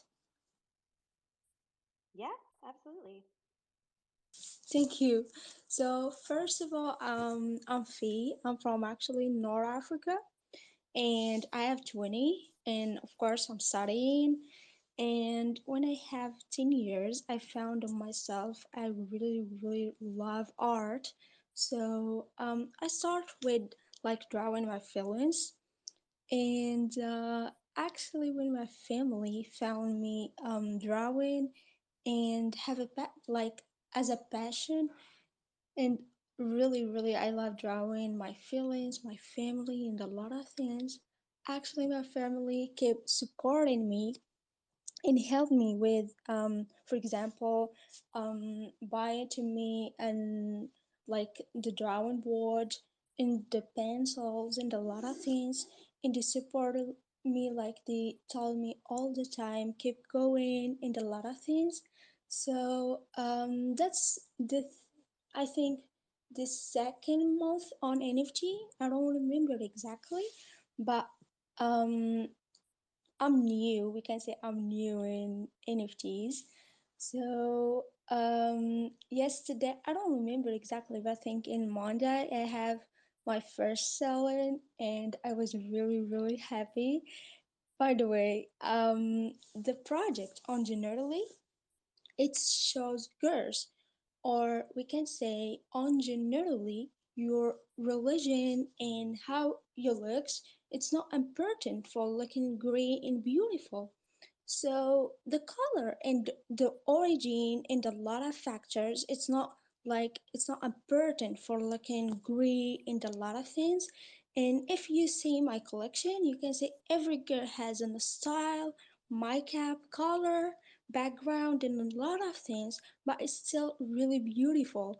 So personality, I feel in love with my with my collection, and also it's make the quality and pace for women in the metaverse and have a great future for women there.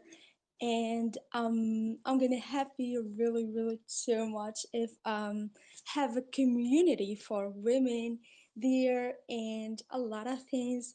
And I hope to have a great future for my collection and for all the collections.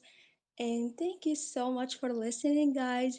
And actually, really, I need support because I need someone just tell me keep going. Because sometimes I feel really, really sad about my NFTs and a lot of things, and I don't know, I don't know what's the future of my collection. But when I finish it, drawing it, I said, wow, that's looking so gorgeous. That's perfect, really. And I kept just smiling by myself. And I say that's a great one because really I feel love with my collection, you know. And also this collection I started when I have 10 years. So this course is the same when I have 10 years. So when I draw it, I feel Do you mean I add. you started drawing this collection when you were 10 years old? Yeah, yeah. Oh, wow. And yeah, that's great actually. Because it's my first one. So I have, when I said I'm gonna do I wanna enjoy into NFTs on OpenSea, etc. I said, why not? I'm gonna draw my first drawing a role when I have 10 years. So for me, it was a great idea at all, and I really happy for it. And now I add backgrounds, my cap, because really I love my cap, and styles, haircut, and a lot of things for making it so great and gorgeous. And actually, I'm so sorry for your time. And thank you so much for listening, guys. And thank you guys so much. And if you can Yeah, thank support you so me, much. that's gonna be so great for me actually. Yeah, thank you so much for requesting to speak and sharing your experience. We really appreciate it, and we'll be sure, I mean, everyone in the audience to check out your art. So, yeah, if there's anyone else that would like to come back and speak or who has a comment, either in response to someone who's already spoken or, what our change makers presented today, feel free to come up and request to speak.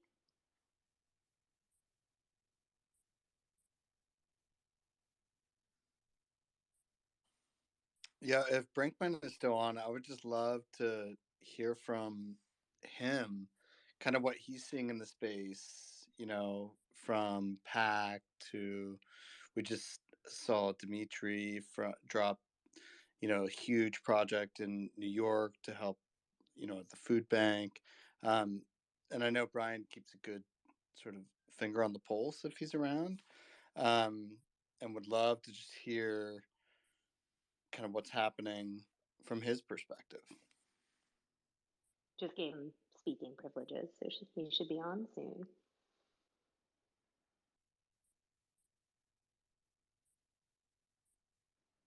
Or at least it says it's connecting.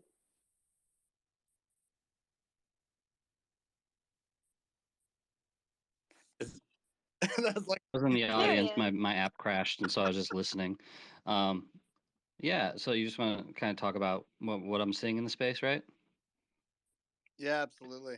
Yeah, like I think you mentioned two of the biggest ones recently, PAX, Julian Assange charity, and Dimitri's New York Food Bank Dead Ringers were both massive, kind of open edition charity donation based projects that I think were huge successes both creatively and philanthropically. Oh yeah, I think I said that word right. That's a word.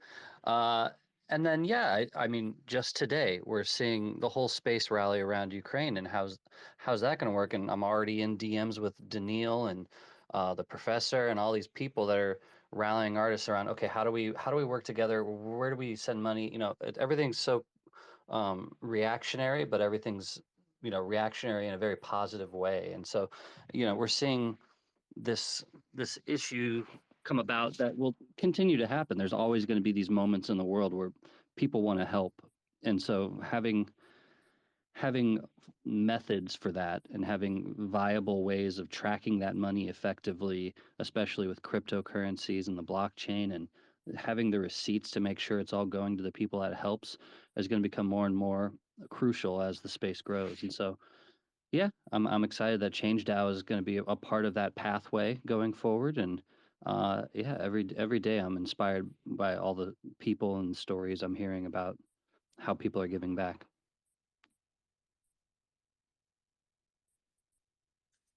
Yeah, thanks a lot, Brian. I appreciate that. And your own story, I mean, you've also contributed to a lot of these projects. So and you've been, classically trained animator, artist, etc.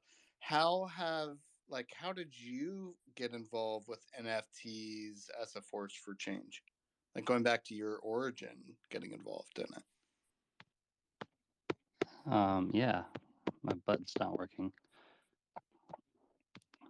Oh, there we go. I think you hear me now? You're on. Yeah, we can hear you. Might be breaking right now. First, I There love that you called it classically trained animator, like I'm like a pianist or a violinist. I really love that. Thank you. That's what I do, Brian. Yeah, I get, the earliest I saw it was when I contributed to Coldy. He had a group show to raise money for a cat charity that took care of homeless cats in LA. And that was the first time I kind of saw how we could use the metaverse and NFT.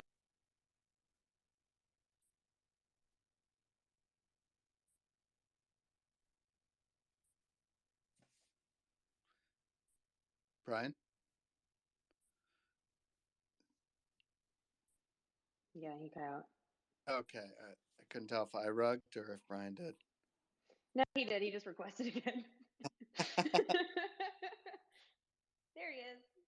I see Jiwa in the room. Phone's like, come on, you've been on here for like 4 hours.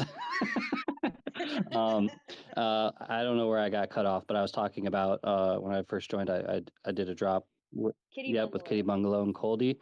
And I kind of saw the potential of kind of rallying the space around causes. And then, yeah, I learned from watching a lot of people like Josie and how she raised money for George Floyd's fund, and also, how she gave back, and how, people were doing percentages of their drops for carbon offsets. And you kind of got a feeling that, there was more, your ability to do something with the space was extremely open-ended, and the smart contracts really allow for that.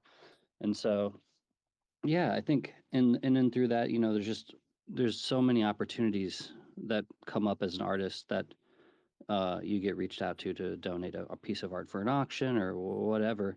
or just being active and showing up and doing talking at an event. I think there's just so many cool ways that I've seen in this space, and it's only going to become more and more. Yeah, Brian. So, when you joined up with ChangeDAO, we completely shifted our focus as you told us the needs of change makers. And we've been marching toward that. You've been such an important voice at the table for artists, for change makers. Um, very influential within, ChangeDAO. Would love to sort of understand some of the considerations or choices that you think matter when it comes to a platform for social change, and what you think, how you think ChangeDAO may be able to fit that. Yeah, so I think when we first started talking, kind of my idea was, how do I create an automation so when I sell a piece, a percentage of it can go to a cause. And then you had kind of already started thinking about this concept, and we're thinking of it from the different angle of like the nonprofit side of it, and how to kind of nonprofit, find artists that make it. And where we kind of re-envision the site was, how can artists bring what they care about to the causes. And so in my experience, when you are an artist and you raise money in this space, there's a lot of things that work against that in terms of sales taxes and coin conversions and having to keep track of the receipts. And as we've built the site, a lot of what you and the team have all been very gracious to listen to my ideas and feedback and make it a system where artists can mint NFTs in a way that can educate and elevate a cause, and also not create a tax burden on the artist, but in fact do the opposite, where you're creating a tax relief because they're creating a charitable donation. And so I really love that. In terms of, if someone sells an NFT through this platform, there's three winners in my mind. There's a collector who gets a piece by the artist they love. There's a cause that gets donated the money directly, and then there's an artist who will get a charitable write-off on that donation. And so, and also support a cause they care about. And so I'm really excited about what we've built here, and I'm excited to listen to all the people that came up on stage today and talk about their stories. And it's just only going to get bigger and better.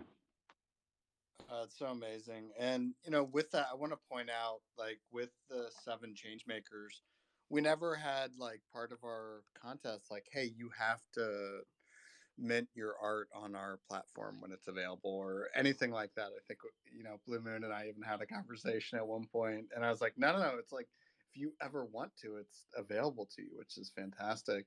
Our entire platform is change maker led. So even choosing the change makers, we've developed a scorecard, so that we can start to go down the road of decentralizing away from the core team. And that was really why we chose these 7, because man, they really kind of resonated with all of us. It was a unanimous vote for these 7, and we want them at the decision making table, kind of like a board or something like that. You think about these DAOs, and we're just kind of making up like how they come together and what the governance looks like, and operational governance and legal governance, and the difference. um, you know and so with that, if you're a change maker and if you want to get involved, you can also fill out our interest form on the website. We do connect with all of those. We're holding like a AMA or one-on-ones with each individual person. We have our first drop coming up in the very near future. It's been an extraordinary process. We are very excited to get to this point.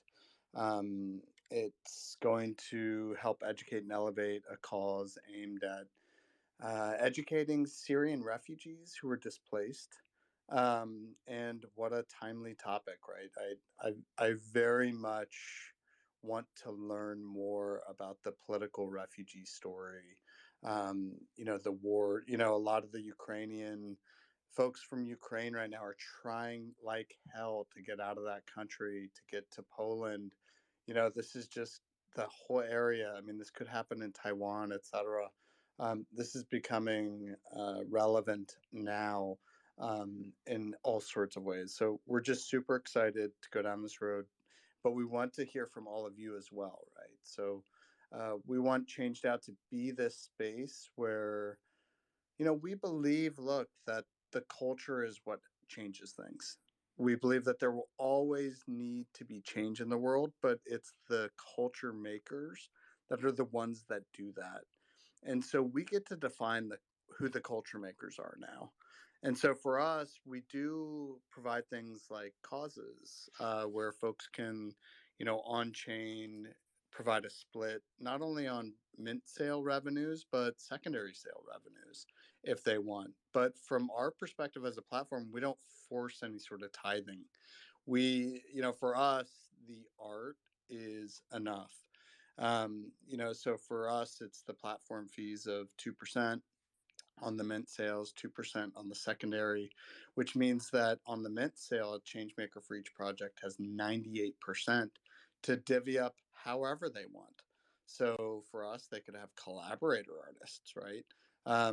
Where they could split it that way, or they could, have a cause and split it to a 501c3, and the changemaker could capture a tax deductible contribution in that way because the money actually never hits their wallet. Which is a very powerful new concept that we're excited about. But also this idea of secondary royalties, which I'm sure all of you have thought about, but maybe not in the sense of permanence. And the importance of the Ethereum blockchain is that idea of permanence, right? The lasting nature. Visa doesn't choose its blockchain lightly, right? So we think about things like 150 to 5,000 years from now, 10,000 years from now, the art that's minted on the platform will be benefiting the legacy of those change makers and also ChangeDAO itself. And those funds, right, the beauty of the treasury is that it's shared. We have a asset allocation distribution strategy type of thing that we make pretty clear as well. But for change makers, the gas fees, for example, are completely refundable potentially, right? Because for us, it's a lot of gas transactions because we're minting individual smart contracts on the blockchain, which is very important. It's not a shared smart contract. These are very individual. They cannot be taken down unless someone is able to convince the entire blockchain mining all the miners to roll it back. So that's really important to us. But folks in all around the world are going to be able to participate and access, put their art into the Ethereum blockchain and the community because of the gas fee situation and because they're able to get reimbursements for that. Potentially, right? I mean, this is a DAO vote type of thing, but that's one easy one that we've thought about. But another is, again, this idea that change makers want to, it's kind of like, I already brought this idea up, but Fiona kind of mentioning going into South America and like doing photojournalism, like she would have to find a client that would pay her to do something like that. And then it kind of becomes the clients. But this is different, right? Social change is different. And, this is the power of a DAO, which is a totally new organization type. And really, I think that's probably the most important innovation for Web3 is the DAO. So question the DAOs, that you're getting involved with, question the blockchains that you're learning about, think about design decisions, choices that folks make within organizations, ask difficult questions. And ultimately, we're making great decisions because people are telling us what to do and, we're listening. And yeah, I mean, we're happy to hear feedback. If anyone has any other questions, otherwise, There's one more person that asked to come up to speak while you were speaking. Paul, the floor is yours. Yes, thank you so much. I apologize. I saw this on my Twitter feed and jumped in, and I didn't. I'll have to go back and listen to the whole thing because it all just resonates with me, and I kind of felt like I couldn't resist but to jump on and say hello and introduce myself. Especially I saw the uh, David, you wrote Opioid Treatment Desert, and I'm excited to read that. So, State of the Heart Recovery is an agency that I founded and am the executive director of, and it's a 501c3 methadone clinic, which is not typically found in the United States. And I'm just super enthralled with NFTs and DeSci and wearables and privacy of ownership, sovereignty of data, and all of the amazing NFTs, DAOs. I have some great ideas about how we can, track people's progress, the client's progress. Methadone clinics are doing a horrendous job because they just, get the profit from giving the methadone and don't give care. So we deal with social determinants of health like showers and storage and washing clothes and drying clothes and food and clothing and all that good stuff, along with cognitive behavioral therapy, individual, family, group, all that good stuff. And I bring it up because I don't want State of the Heart Recovery for myself. I want it to be the community's laboratory for future evidence-based modalities of healing and how we bring housing, address homelessness and mental health, because those are the big things that we find with every single person that's showing up to a methadone clinic. So it's really funny. If you wanted to try to deal with homelessness, substance use, and mental health, where would you go that those people struggling with those three issues are showing up on a daily basis in a regularly? That's a methadone clinic, right? But what the reality is, they only have to get 1 hour of therapy a month to be a client of a typical methadone clinic. So you just take the money for dosing and that's it. You don't have to do anything to impact their lives. So as a general contractor and a realtor in my past life, which I still have the licenses, I see a lot of opportunities for us to do housing while we care for our community members. And so if anybody has any interest in these subjects, homelessness, substance use, and mental health, I would love to connect because I just don't have all the resources put together yet, and would love to share my ideas around the NFT that will help. And thanks for all the work you guys are doing. It's everything that we're talking about here. It's just beautiful to be alive right now with all the possibilities that we have with the new technology. So thank you so much. Yeah, thank you. Yeah, the methadone clinics, and we had opened up a Suboxone clinic. We helped a nonprofit in Columbus, Ohio. They were a alcohol and other drugs treatment center, which for folks is like it's kind of like stage 4 on the process. It's kind of like the last thing before folks would be into self care or like a AA sort of a type thing where they're still meeting with counselors. So we helped them level up to level 3, which was an intensive outpatient. So yeah, I recruited the doctors, the nurses. We went through all those certifications with Ohio, with feds. And our approach may be similar to yours. No cash accepted, and in fact, no private insurance accepted as well. And so we were aimed exclusively at the historically Black neighborhood of the King Lincoln District and folks on Medicare. Because that was the huge gap and still is in the recovery ecosystem. The war on drugs, the problem with that really is that they thought that it was a legal issue, or sorry, a law enforcement issue, when in fact, what the Recovery Deserts paper did is note that the system is completely broken.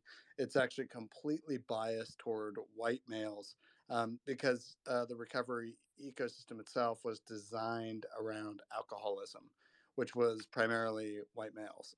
And so when you look at the, drugs, the problem is people are trapped in recovery deserts, just like they're trapped in poverty deserts, just like they're trapped in lesser known muni deserts and public transportation deserts, which all of these concepts are exactly the same based on geography and broken systems, and civic leaders, right, decision makers, don't aren't first off aren't really in office long enough to make any sort of measurable change.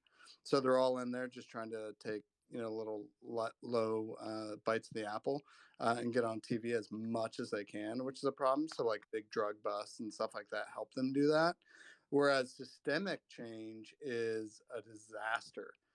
um, so yeah, just real quick, food deserts. If you don't live within 2.5 miles of a place that sells fresh foods, not bananas at the bodega, but fresh produce, then you're more likely to live in a food desert, which means you're more likely to be in poverty, which means you're more likely to yada yada yada. The same is true for muni deserts, which is public transportation.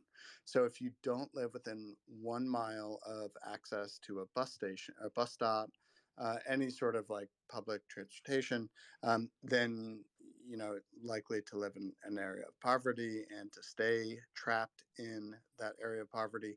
And then so what we did is I literally had heard the story of like talking to folks that came into our clinic, and I was like, where were you going before the neighborhood house? And they were like, what do you mean, where were we going before the neighborhood house? Like, where else would we go? And it was this idea to me that folks, like, if it's not in the neighborhood, literally it's isolating, right? It's like you're in an island and you don't even think about services outside of it because you can't get to them. And adhering to any sort of addiction therapy is probably the hardest thing to do in the world. And when you tack on 2 or 3 bus stops and over 30 minutes on a bus ride is considered, folks just stop doing it eventually. And so, yeah, we just proved through the Ohio State University partnered with me, and they ultimately determined, through this paper, which I'm a co-author of, all of just how broken the public transportation system is, and how, sorry guys, going off on a tangent, I don't get this question much or even to think about it. But yeah, super passionate about what you're doing, what you're thinking about doing, Paul, with the methadone clinic. It's another Well, important therapy. yeah. I mean, we have doctors, pharmacists, nurses, DEA approval, SAMHSA approval, State Opioid Treatment Authority approval. Like, it's a miracle that we are here with open arms to invite all of the latest, greatest technology to revolutionize what treatment looks like for homelessness, substance use, and mental health. And we're full substance use disorder treatment. We treat any substance, and we didn't turn down a single person. We're only a year old, 18 months old, and so we've never turned down anybody. We've never accepted a dollar. We now we're Medicaid, Medicare, and all MCOs approved, which we had to write off $1 million worth of billing the first year because we're never going to get paid for that. But we, there's just, it's not rocket science. And the fact that we made it through this first year and a half as a methadone clinic, with not understanding how difficult it would be to get paid from the MCOs and the insurance companies, and not understanding that whole process was really brutal, right? So, but here we are, we survived, and you know, it's just a great opportunity to revolutionize what it looks like, and the capacity to have an NFT that is associated with individual clients, and for that donation when you buy it to reward them with a dual signature from the treatment team that doesn't get released and goes towards a backpack or a tent or first month's rent, or buying a house when they've showed 2 years of sobriety. It's a beautiful concept that I think is just ripe for a generative, evolving NFT. And if anybody has anybody to point me to that has development skills or project management skills, we're going to use heart rate variability and EEG data to create the NFTs, to see the progress and then track their goals and objectives that they're doing on a week-to-week basis, and basically offer people hope and connection, because we're dealing with multi-generational trauma, and the only way you solve that is to instill hope and connection with people. And a methadone clinic is ironically one of the best places you could do it, because they're showing up there, but it's never getting done because it's a for-profit model that isn't interested in healing and recovery. So all the pieces are here, and the time is right because the technology is here too. So anybody that wants to talk more about it, I'd love to get into the weeds around how transparent and open I am with all the QuickBooks, all the data. Like I want to publish it all so that if anybody wants to open their own methadone clinic anywhere else and scale the solutions, that's the goal. We're not trying to monetize. We're trying to scale it across the planet. Very cool. Yeah, I love it. Keep us posted.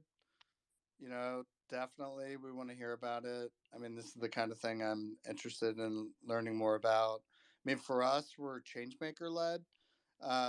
So this might be a good cause if you find the right changemaker to connect with, for our community. But yeah, super dope. Thanks for sharing the story. All right, guys. Thank you. Yeah. So look, it's 2:40. Yeah, over here in Seattle. We look forward to doing these again.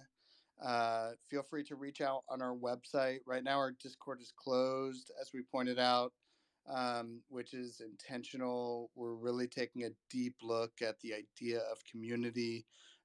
For us, we're concerned, right? We are really concerned about ensuring that we can create a safe space and keep trust with our community, and we just don't feel like Discord right now is the right spot for that. But we're exploring it, we're investigating it, we're looking at things like Slack as well. Yeah, Twitter or email us. Like, we are working on this, is what I'm saying. And if you want to roll up your sleeves and work and be productive, we don't really have a lot of observers with ChangeDAO. So yeah, we appreciate everyone participating in this. And if you want to get involved, please reach out to one of us. And have a great day, everyone. Kelsey, do you want to wrap it up with anything? Just express gratitude again for everyone who called in to listen, to everyone who built this space and made this possible, and of course to our first 7 change makers. We're so glad to have you, and this is just the start of our journey. So if you have any questions as far as technicalities with the POAP, what have you, please feel free to DM us or email us at hello@changedao.org. You can also submit an interest form. And yeah, thank you again to everyone. And this is recorded, so we'll be posting soon.